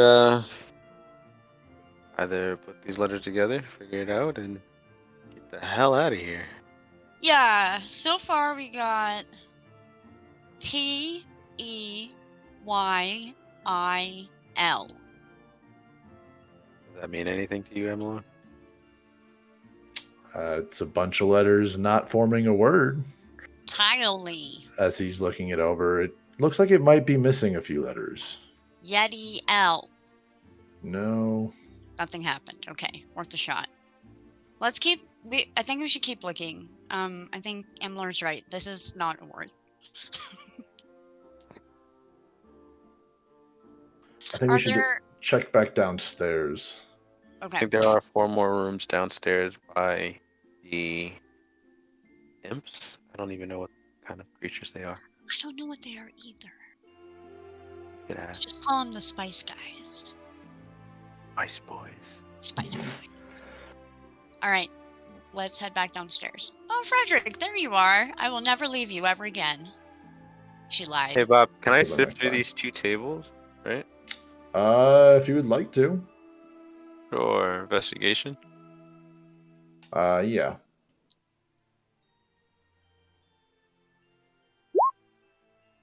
I got some dust in my eye. Would you like me to assist you with your investigation? You know that the book. So just looking around, everything is just there's the cabinets and tables are crowded with skulls and bones and mounted animals, rocks and minerals, dried plants, jars with creatures floating in liquid, measuring devices. It seems from all the stuff that's here, it's probably a laboratory of some kind. Wizard stuff. Cren Yeah. would like it. Well, I don't think there's any more useful books in here. Agreed. Let's head downstairs. I don't trust that suit of armor, by the way. I walked by it. I'm not touching it. I'm afraid to touch anything in here. All Oh, right, downstairs. I got sorry, you. Bob. Oh, nice move, Sarah. It worked. Thank you for bringing Titus. Gotcha. Carlen just like has an animal familiar now. All right. I guess let's head back down that hallway by the kitchen and check out that door. Well, there's 3 doors. Or 4. Yes. I assume we would have to check each one. We should probably stay together. Isn't that right, Titus? Oh, he's so cute. I love baby kitty. All right. Over here? Check out this one? Check out this one. All right. Are we able to open the door? It is open. Hello, All right. housekeeping. Head on in. Well, which door? You going to the upper one or the right one? The upper one? We're in the upper Yeah. one. Oh, there's Okay. another one down there. Sorry, Bob. You're fine. I Yeah, didn't there's even one. know. There's one at the far end of the hallway. I But didn't okay, even you're fine. Okay, you guys have entered the dining room. Large windows form the entirety of one wall. It's the right side wall, looking out onto 3 planted beds filled with vegetation. Within this room, a crystal chandelier hangs above the table, made of dark wood. 6 matching wooden chairs with scarlet cushions surround a table. A 7th chair sits alone in the far corner. Are there any books? Give me an investigation check. Okay. You do not see any books in here. You do, however, see on the table is this like a collection of silverware for the service of 6 people. It's like set at each setting, or it's just like a pile of silver? It's like set at each setting, where each chair will be.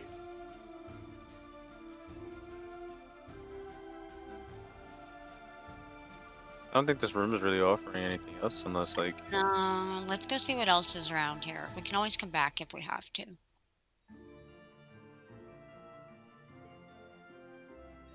This one leads outside, you said, right, Bob? One outside here?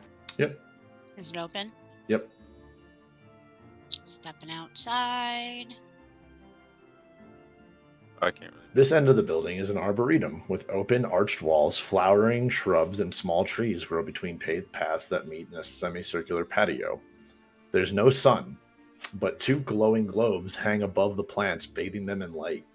There are colorful blossoms everywhere, filling the air with their perfume.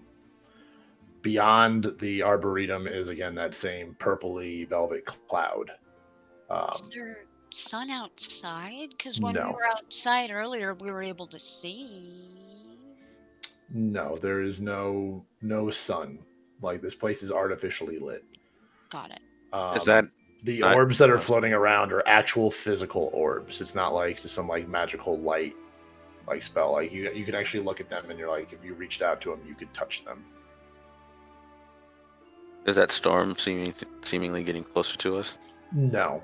At this level of the house, it doesn't seem as close as it was up on the balcony, but it's still just still ever like present there. Okay. Amalur is still inside, so I'm gonna walk back inside. and But be he's following with you guys. Oh, he's with us? I'm just Okay. trying to juggle many plates. Okay. So he's out with us. I'm gonna point towards the purple thing and ask Amalur if he knows what it is. I know it's not to be. You don't want to be in there. Alrighty then. I stepped in there to examine to see if my theories were correct, and it's not meant for us. It's not meant of our world. It's just don't. You go went in there? Yeah, I did. Are you okay? I'm fine. Nothing I haven't, wouldn't go I haven't in handled there. before. What happens if it reaches here? If what? That storm comes here. From my time in here, I have not seen it move closer. It just seems to stop you from trying to venture out further beyond it. It's not like it's a physical. It's very much like a cloud. You can walk into it. You will feel very exhausted though. You will struggle to get out. Not in character. It's like the hex from WandaVision. Like whenever anybody tried to walk I through mean- it, they got all fucked up. I would say it's like the hex, but not in the way where like when they touched it, it was like a physical barrier. Like this is more Well, you said like you can walk through it, but if Yes, you do, this it's is- gonna fuck you up. it's more like you're walking through fog that has something going on with it. Okay. Well, As you guys are standing around in here and like looking at everything, you hear what it sounds like giggles coming from the trees, but like not human giggles. It's like kind of going back and forth between the trees. I investigate the trees. As you approach the tree, you feel movement go like fly past your head, and you hear that same just giggling. Is Peter Griffin in the trees?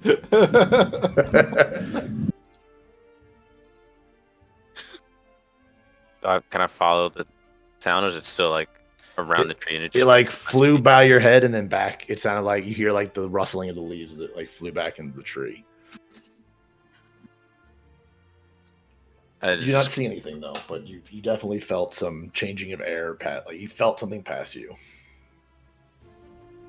I just make an announcement to Cora and Amalur that something's in these trees. I don't know what it is. I can't see it. There is something here. Very giggly. I told Frederick to ram the tree right in front of me. Okay.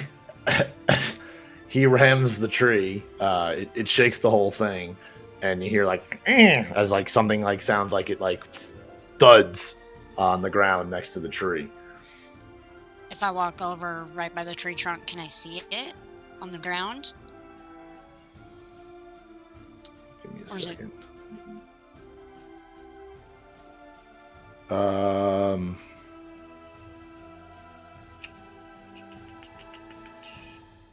Corey, give me a wisdom saving throw.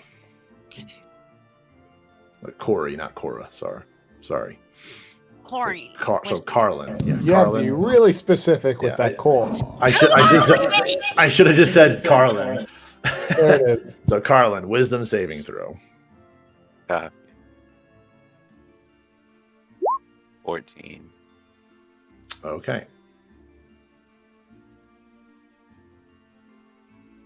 You are fine. As that thing had flew past you, like you caught like a whiff of like some sort of like air that also hit you, but you were able to shake it off. Like it felt like it was something that was trying to, like some sort of gas that was trying to affect you, but you were able to shake that off no problem. Cora, when you go to investigate the sound of the thud that fell from the tree, you look and you see a tiny orange little dragon, but not like a regular dragon. Like it looks more like fayish, like it's not like some like winged fucking death like smog thing. But it's this Aw, tiny little orange little like fairy dragon. So let me pull it up. All right, I want to pick it up.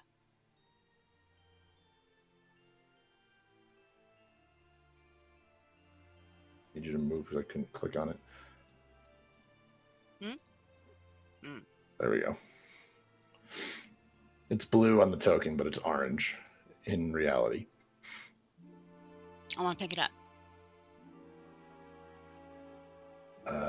Okay. Reach to try to pick it up. Let's see. You try to pick it up. What happens? As you go to do that, it snaps to bite at you. 23. Shit. It hits you. It bites you, but it's so tiny. It literally like bites at the tip of your finger, and you take 1 piercing damage. Oh, that fucker bit me. Speak draconic to it. I'm just saying. You could try. Yeah, that's not nice. Maybe I shouldn't have knocked it out of its tree. As it responds back, it's not nice to knock me from my spot. Oh, I'm sorry. Cora does not understand this. Oh, okay. You don't speak draconic, do you? No. No. So to Carlen, that's his response. So you just hear like it's just like kind of like I don't even know what that sound was. I heard it. I heard what it Baby? sounded like. What was that? I was like trying to go like Game of Thrones, like and then like Godzilla, like dragons, like just Okay. roaring or talking. Well, that was a noise. Yep, I'm embarrassed now. I know, you're fine. Well- Carlen, do you understand Draconic? I do. Okay. We mean you no harm, but clearly one of your friends tried to do something to me. Whoever did that, your mom's a hoe. Well, this is not a nice dragon. I'm getting back on Frederick. Like, forget this dragon. We just like to have fun as it responds to Carlen.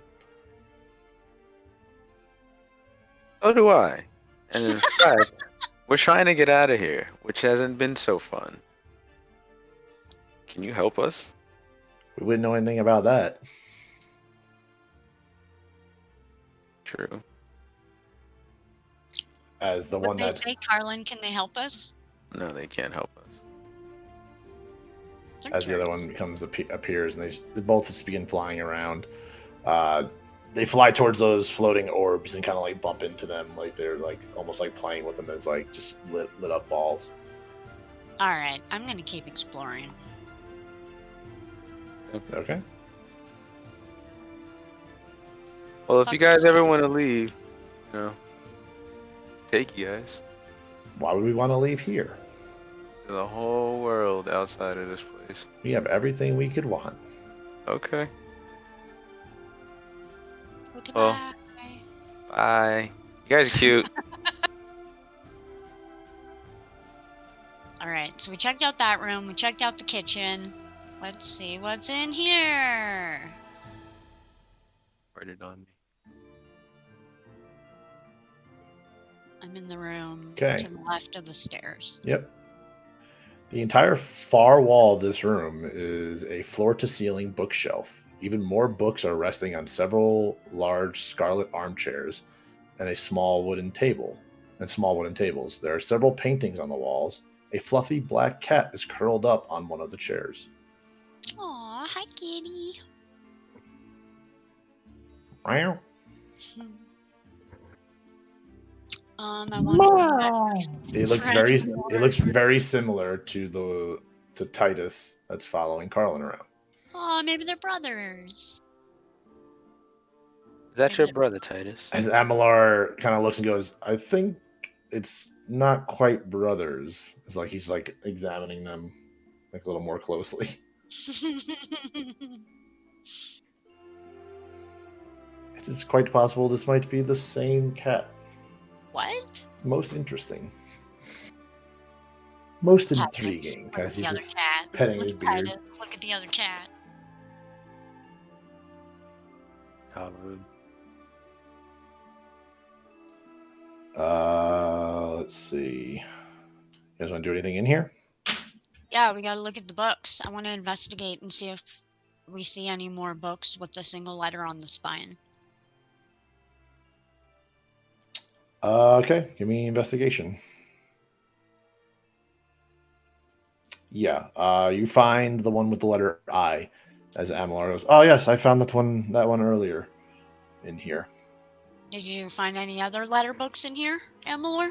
I did not. Just the I? Okay. Did you only check this room, or did you check the ones next to this one too?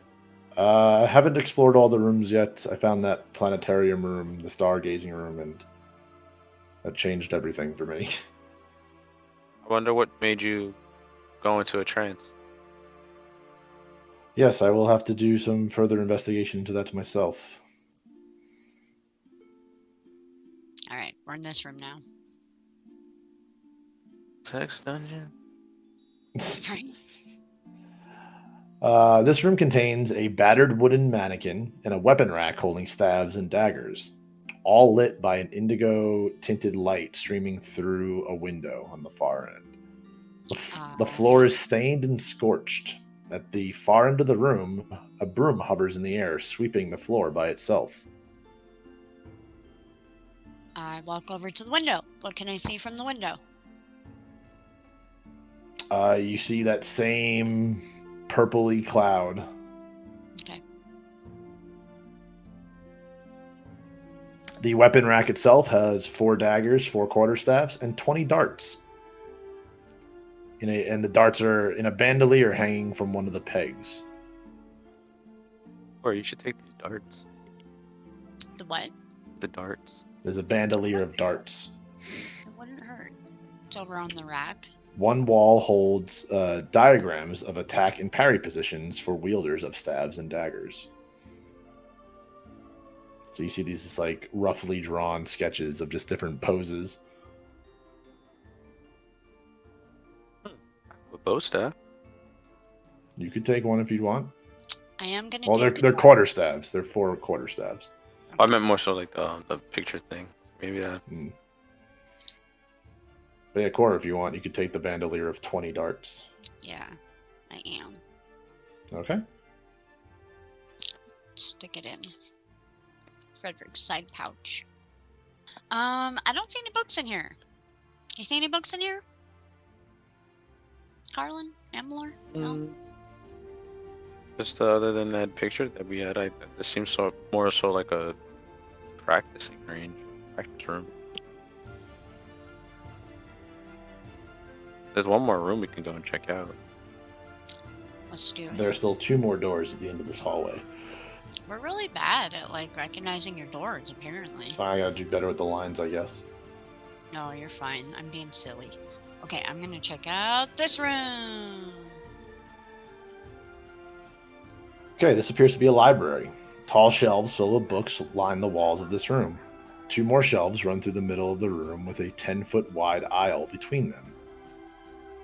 Several stacks of books are piled high throughout the room. There are small reading desks with cozy scarlet chairs in the corners. Okay, I want to investigate this bookshelf for any of those letter books. Okay. Give me an investigation check.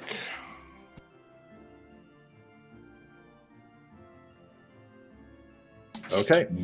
You see a lot of books, many different subjects of the ranging from arcana, natural science, religion, astrology, the planar travel, as well as volumes of poetry and mythology. This shelf does not appear to have any single-lettered spine books. Okay. Is this a desk right here or a table right here? Yep, it's a reading table with the book opened up on it. Flip the book open over, see if it has a single letter on the spine. It does What not. Doesn't? On this desk, though, there is a jeweled letter opener. Shiny. It was underneath the book. Pick up the jewel letter open. Okay. A moment. I want to investigate the middle bookshelf Okay. for any letter books.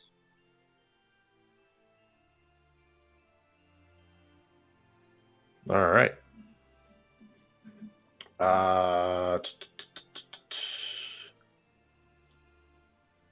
It's not on that bookshelf, but you happen to notice in the top left corner of the room, just by looking around, because that was a really good roll. You see a stack of books, which seems to have a book in the middle of the stack with the letter R on it. Cool. I told Carlen and Amalor that I found the letter R.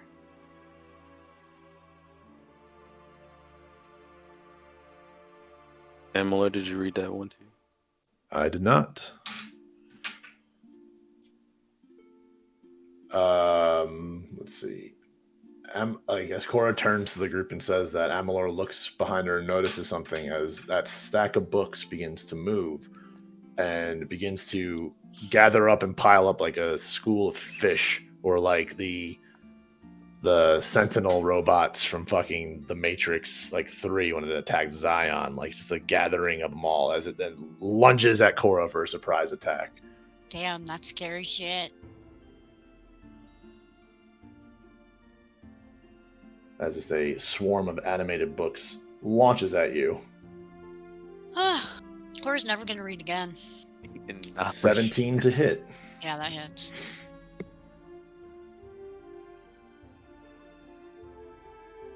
Actually, no, it's a 15 to hit, technically.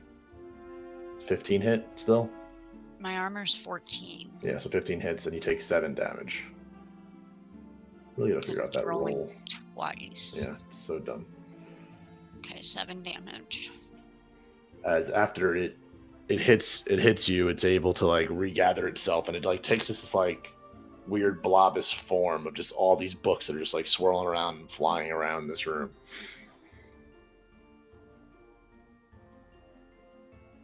I'm gonna have you guys roll for initiative.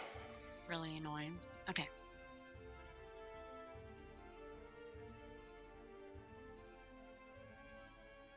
Can you see mine? It's 16. Yeah, I see it. It sent me a message that was like, this didn't go through. I've been getting that as well. This one rolled a 20. 1816. A great year. Didn't I say that joke? You did. Okay, Amalor's last. The books are gonna fly at Cora again. 21 to hit. With 5 damage.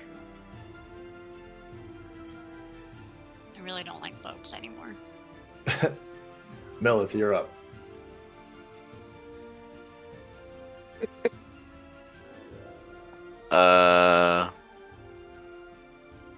I cast Guiding Bolt. First level. Go for it. 25. Aha! Yeah, that hits. 12 points of damage. Very nice. Nice. As your guiding bolt hits it and illuminates the pages, like half of like the bottom half of this swarm just slams against the wall and falls to the floor. As the form of this swarm is now half in size. And books are by Cora, right? Yep. Yeah. Literally like right on top of her right now. All right, so I'm gonna use my movement. Go 10 feet that way, Okay. and then is that what? Can I use a bonus action unarmed strike? Go for it. 15. Hits. Sweet. Points of damage. Damn. As you just like a big like left hook just takes out a whole chunk, knocking that already halved struck of swarm again in half. There's probably like two books, like two, maybe three books still like floating together. And that will end my turn. All right. Cora. I'm going to use my bonus action to load my revolving crossbow and then fire at one of the remaining books. You wait for the right timing of the books to kind of like eclipse each other as you fire a bolt and just pierces all three of them as they stick to the wall as the swarm begins to no longer attack you guys. Delightful. I'm really sick of fighting inanimate objects. You walked We should into get a out of here. you walked into a house filled with them. I don't like this house. Mm-mm. I mean, at least we didn't get attacked by a bed. Yeah, that would suck. I've been attacked by a rug in a different campaign. Remember that, Bobby? I There was a did. rug. Yeah. You Did got it attacked by a bookshelf. try to eat you? Yeah. Yeah, it smothered the So fuck it was out of a us. rug muncher? Oh, Oh my god. wow. This is a Christian stream. That was funny. Just Happy Easter. how's it go, Jesus? You'd appreciate that joke. I think you would. All right. Before we get the fuck out of this room, I just want to do one more investigation check and see if there's any important items that we missed in here. Is that cool? Sure. Nope. Think you're pretty good. I don't see anything. Like Carlen. I think there's one more room, right? There is Yeah. another hallway. Yep. To the left. Right? Yep. Yeah, let's check it out. What no? A semicircular patio paved with gray flagstone is nestled against the building, lit by a swinging indigo, the big fucking cloud Yeah. that surrounds the mansion. Okay. All right. So far, we found 6 letter books. But apparently I'm not as good with words as I thought I was.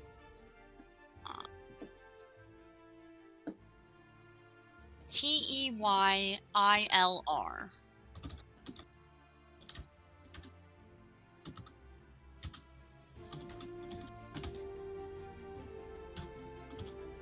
Is there anything of note on the patio? Nope. It's just an empty patio. An empty patio.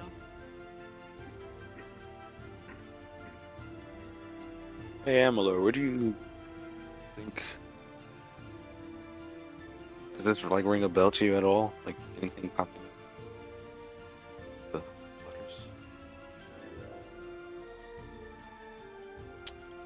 letters?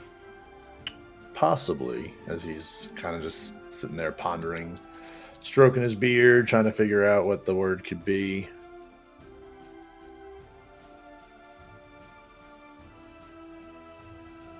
Is there a way, like, should we go somewhere specific Should we go back to the telescope room or further down this hall to the right? Because that's where we came in.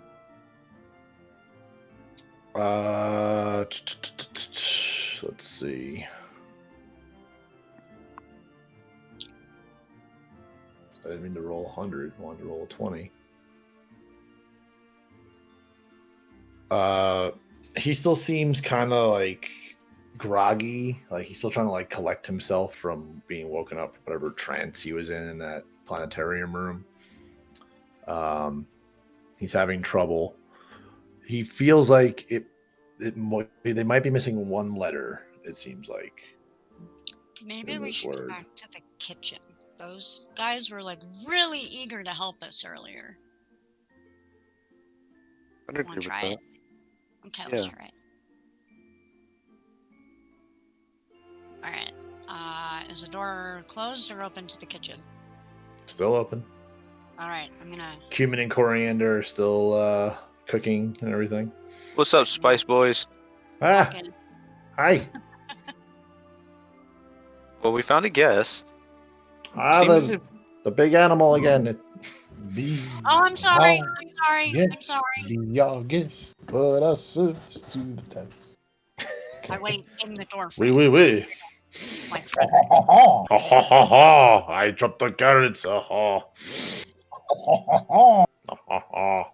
Do you possibly have anything for like grogginess? Grogginess. We might have some provisions. We can throw something in that might help. We just Got have any mostly coffee? food right now. Carlen, as you also walked in with Titus, there was another cat in the kitchen. As the Titus cat kind of like goes up to it, it's like again you looking at it, it's like those are really similar looking cats. Someone has been cloning cats. Yeah, Malor kind of looks interested, like, I wonder. So from the doorway in the hall, I ask Cumin and Coriander, you guys mentioned some books earlier. I was wondering if you could tell me some more about them. The books with the single letter. We're supposed to stay away from those. Have you ever seen them? No. As Coriander goes into this little closeted room that's off from the kitchen, and he comes back and he's got some other ingredients in his hands. So he brings it over to his little chopping table. He's chopping them up and throwing them into a bowl. We touched the books. Oh, we're not supposed to touch the books. But what happens when we do? I mean, you guys tell us. We're just told not to touch the books. We kind of beat up everything. But like, is there a way out of here? Yeah, the doors. Doors. That's where the master left. So The one across the while hall? Carlen's in the kitchen, I'm gonna walk over here because this is like where we came from. If I walk over here, can I still see the glowy door with the runes, or is it gone? The glowy astral colors of it have dissipated. They just look like regular doors. Okay. You could try to open them if you'd like. I am gonna try to open it. You open it and you come face to face with that big purpley cloud on the outside. Shit.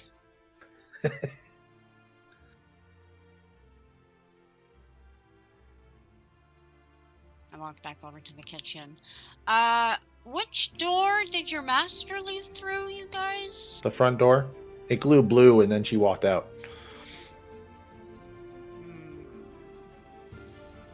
Did you say it glue blue? Yes.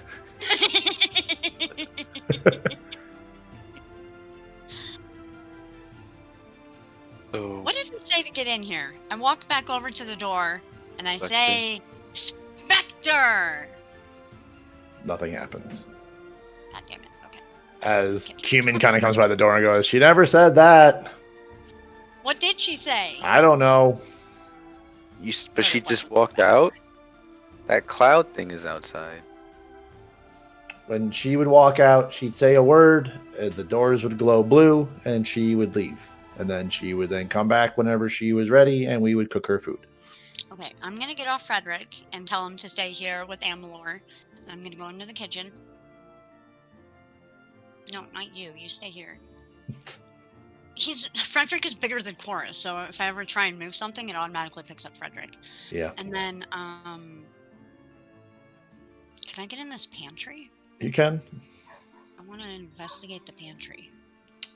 Okay. Should I roll? It just appears to be dried meats, different produce, sacks of different stuff. There seems to be, typical pantry stuff. You find potatoes. There's some beets. There's some crates of what looks to be vegetables that were from the garden outside. Sacks of flour. Typical pantry stuff. Amalor addresses the creatures, which he recognizes these things. And he tells you what they are. I gotta remember how to pronounce it.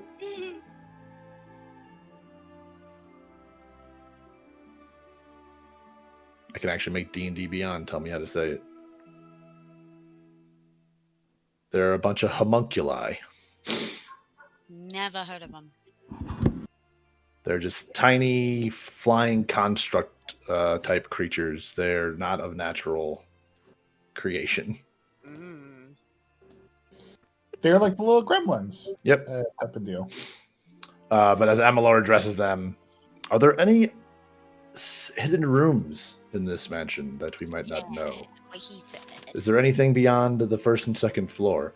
As they look at each other like, oh yeah, there's the basement. How do you get to the basement?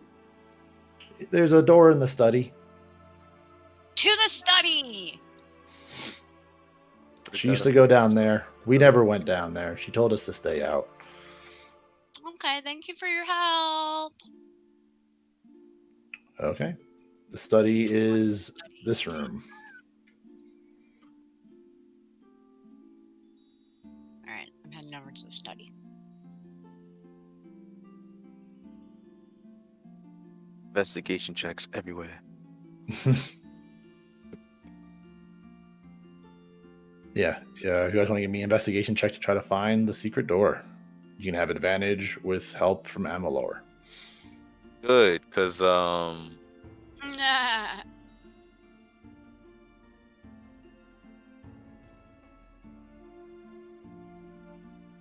Carlen got a 5. Cora got a 16. Okay. You notice. Whoops. You notice that there seems to be a secret door behind the left bookcase on the far wall. As you're kind of like pulling at the books itself and just kind of looking at stuff, you feel one has a little tension to it as you give it a pull on the bottom leftmost book of that bookcase, as the bookcase slides to reveal a passageway. More secrets, eh? Are basement. these stairs I see? There are stairs that go down. Alright, I'm bringing Frederick. Come on, Frederick, we're going down the stairs. Bat. Amalor, bring your ass. Okay. Okay. Oh, the basement. Yeah, I can't see shit. Is it dark down here? You guys kept moving yourselves. I was trying to move you. I into didn't mean place. to! So you come down the top of the stairs. Right at the base of the stairs is a door. And then there's a hallway that goes to your right.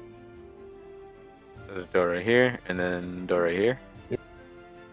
Okay. I'm having flashbacks to that secret tunnel. I want to walk into this door. Secret tunnel. It's a hallway with very similar to like that one upstairs. The door to the end of the hallway, and then one to your right. Oh, okay, okay. Oh, this looks kind of spooky. Some kind of ritual going on in here? Okay. Looks like one of them spicy runes. This dark stone walled room contains only a few objects. A 5-foot diameter circle of interlaced runes cover the floor. There's an empty wooden book stand opposite the door, and bronze braziers at the other 3 cardinal direction points of the circle. Whatever material they contained has long ago burned to cinders, but the room still smells of charcoal and sulfur. Sitting next to the bookstand is a warty toad. A warty toad. Yep, toad covered in warts. Are there any The toad is sitting here. Is Amalur here? Yeah, he's with you. Any idea what this rune is? This appears to be a summoning circle. For what? Who knows? Anything? Demons? a toad? Whatever the powerful sage decided to do. Are there any books on the bookshelf? No.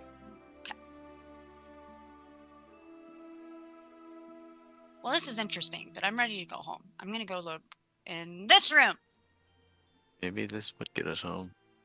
Oh, shit, you're right. I wasn't even thinking like that. All magic-y. Well, wait. He said it's a summoning circle? Does it work both ways? Generally not. No? Okay. Amalur, could we use this rune circle to get out of here? Probably not. Okay. Summoning circles, again, don't work. It's not a two-way doorway. It's a one-way, yeah. You bring something from somewhere else to here, from a different plane of existence. You don't send it back. No. Okay, we're in this room now. Smells of alcohol and brine permeate this room. Glass vessels, large and small, stand in rows on the floor and tables, ranging from 1 foot to 6 feet tall. Inside each vessel is a body of a creature floating in clear liquid. One 4-foot tall container is missing its lid and has no occupant. Wizards are kind of scary. The hell was in that one? Any books in here? No books. Going to make sure that nothing in here gets animated. Yeah.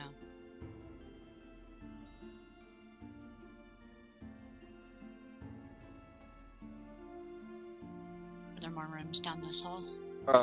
There is Yes, there's one more. Alright, let's see what's inside.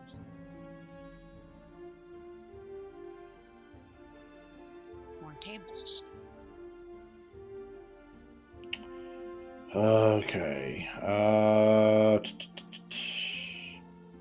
The air here smells of astringent chemicals. Long wooden tables stretch across the room, laden with vials, beakers, and flasks holding various liquids and powders. Books are stacked between the glassware and chemicals. Yellow paged charts and blackboards full of complex formulas cover the walls.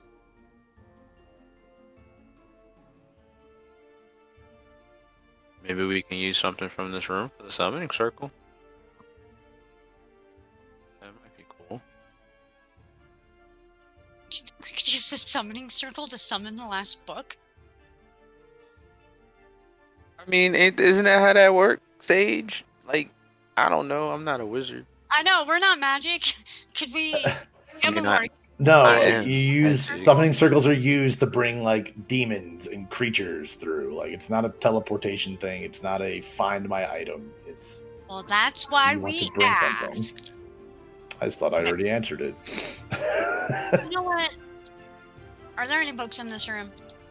As I described, yes, books are stacked between the glassware and the chemicals. Investigation check.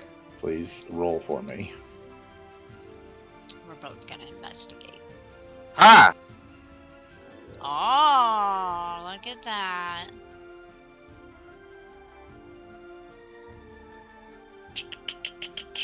But that was my last investigation. Okay. So you determine by looking at all the stuff as well as Amalar and pointing things out to him, you guys kind of determined that the research that was going on in here was to transmute various materials into gold. Judging by the numerous scorch marks and acid burns on furniture, the laboratory was the scene of several spectacular failures. Alchemy. Also, 4 clay figures rest on a table in the middle of the room. They range from rudimentary, barely humanoid shape to a small winged body, so lifelike that it almost appears to be a real creature that is merely asleep. You, because of that, actually, give me Arcana checks as you're looking at these figures. Natural 1. Cora, you're able to discern that these figures, they look like the creatures in the kitchen.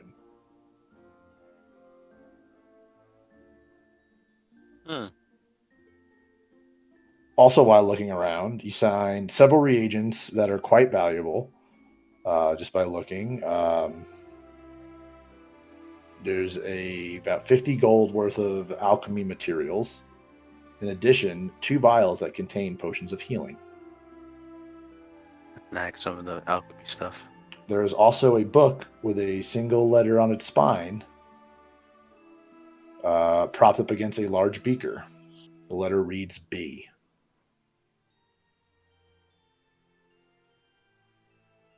Amalar, we found B. Can I take some of the alchemy stuff? Yeah, take what you want. Cool. Have you guys figured out the word yet? No! Brightly?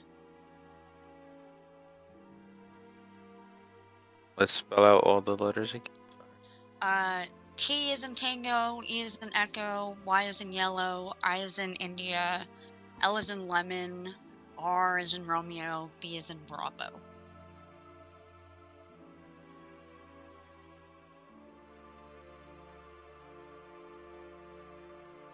Try moving those letters around to spell the word. All I got is brightly, and that's not how you spell brightly. Nope. That's not a real, no.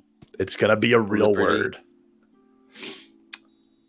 As Liberty. Carlen says that out loud, you guys so hear good a at hum this.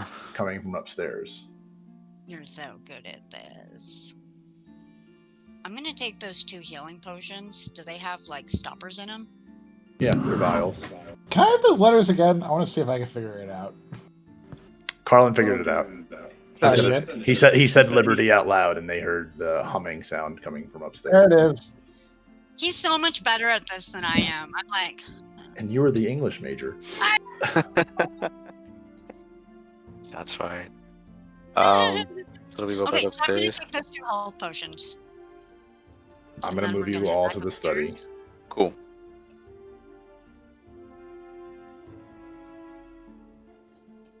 As you guys come into the study, the time it took you to get up the stairs, into the study, and out to the room, you see the doors, the blue hue from it fade as they become doors again. Are you guys ready to get out of here? Mm-hmm. Alright, let's bounce. Oh, was it the doors from the front entrance, right? Yep. Yes. You saw them lose their blue hue as you guys got out of the study. There seems to be some sort of time factor with unlocking these doors. I'll run back to Cumin and Coriander. Bye. And then back to the door Oh, bye! and say liberty. Whoosh. The runes activate around the door as the spectral blue hue that you guys are familiar with appears again as the doors swing open. Alright. Go. We go through the doors! All right. Oh. So you guys step through again, being able to look back and not see any remnants of the mansion again as you step completely out of the blue light and back into that small walk-in closet-sized room where the book sat. That was really weird. Did Titus come along? Titus, as you were walking out the door, Titus sat there and was, meow, and could not follow you through. Bye, Titus. So no, you do not That's have okay. Titus. Now we're back in the Sage's tower, and there's like 12 cats in here. Like that. Hi, other cat. And with that, you guys escaped the mansion, and we're at the 4-hour mark, and we're gonna end it there. This is why you don't split the party. I'm That's- so sorry, you guys. I'm so sorry.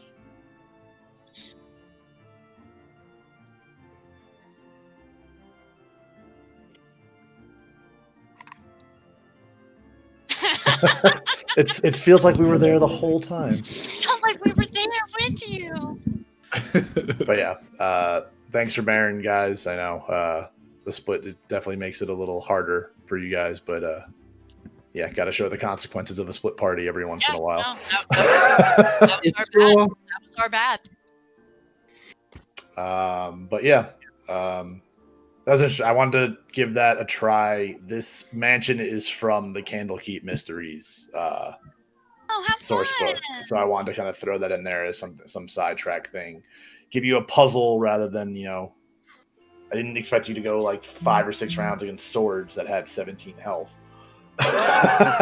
Seriously, that's how many hit points they had? I Yep. thought it was like, oh wow. Okay. It took forever. Well, because I also wasn't trying to like go use my spell slots because I'm like, it's a sword and I don't know what else is in here to just be like Right. I inflict didn't want to wounds. go like full fort. Yeah. But while because the whole mansion thing is supposed to be kind of going on simultaneously while you guys are dealing with the barracks, but to kind of wrap that up a little bit as well, like you guys got back to the blacksmith, introduced Freddy to Vo, and got back to work with a couple other men and some even regular citizens helping to rebuild the blacksmith's workshop. Both blacksmith also agreed to work on the firearm together, which will cut the time significantly down, that you should be getting a firearm a lot sooner than you expected. The cost will also not be as much either because the Lord's Alliance would like to make amends for what had happened. So they are covering the cost of any sort of materials and work and labor that needs to be done with that. What? But they kind of, after reviewing it, they kind of give you the estimate of 2 to 3 days that they think they can have this firearm working. So it's a much shorter time than like the 16 to 14 days that you were initially thinking. To even have a maybe working prototype like this, with the both skilled blacksmiths working together, reconnecting your blueprints, kind of assisting in spots that might not work in the blueprints that you originally drawn out, kind of all working together. You're able to build something that you feel comfortable solidly with that could work. I'm fully expecting this thing to blow up in my face. We'll see. We'll see what happens. But yeah, thank you guys for bearing with the split party dynamic for today. It's all good, man. Yeah. It was fun. We'll meet back in 2 weeks. Hopefully, you guys will reconvene as a group and venture forth from there. No, it's only me and And Avalar for now on. But I had fun. I'm hoping you guys did. yeah, it was good. I like that. Internet, everyone who stopped by watched today's stream, appreciate it. I was very scared that I was gonna die. You did great. You did I great. improvised the entire thing. I'm like, no, I like the second I took the guy hostage, I'm like, I don't know where I'm gonna go from here. Like, what am I doing? Am I going again?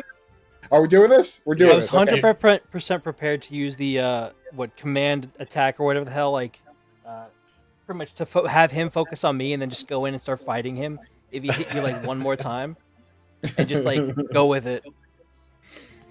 But yeah, I was wondering, I was curious to see how you were going to handle that whole situation. Just even with the battle afterwards, like if Elevar would have jumped in, the rest of the goon squad would have jumped in for sure, and it would have been more of like a brawl of like 4-on-2 sort of deal. And to be honest, Bryce, the way Bryce kind of views the gods is like the gods' wills are the gods' will. So like if it was the gods' will to have Elevar jump in, he would have just let it ride. Right. Like- Okay. I see. Like some of the rest of the group might not, like of the soldiers might have like not seen it that way, but their leader would definitely have just been like, okay, let's go. He definitely had his limits on what you guys might have tried, and like him not being okay with, but something like that, like it's like no, this is just how it would have gone. So I was just like, I was trying to make sure not to kill anybody because I like this town. that was You know? smart. I mean, it definitely would have casted a different light on you through. I mean, like Bryce would have taken it in stride and dealt with it the way he had to, because people die in this world. But it definitely changes the way people would look at you, rather like if you would have just killed them or not. So yeah, everything has there's true player agency in my game. Like everything you do fucking matters. But again, so yeah, thanks guys. Appreciate every single one of you. And we'll reconvene in 2 weeks. I'll send the message out in Discord like I usually do. Make sure everyone is good for that day. And we'll move on from there. Very Sounds right. good, man. Yeah. All right, guys. No Bye, plan. everybody. Have a good one.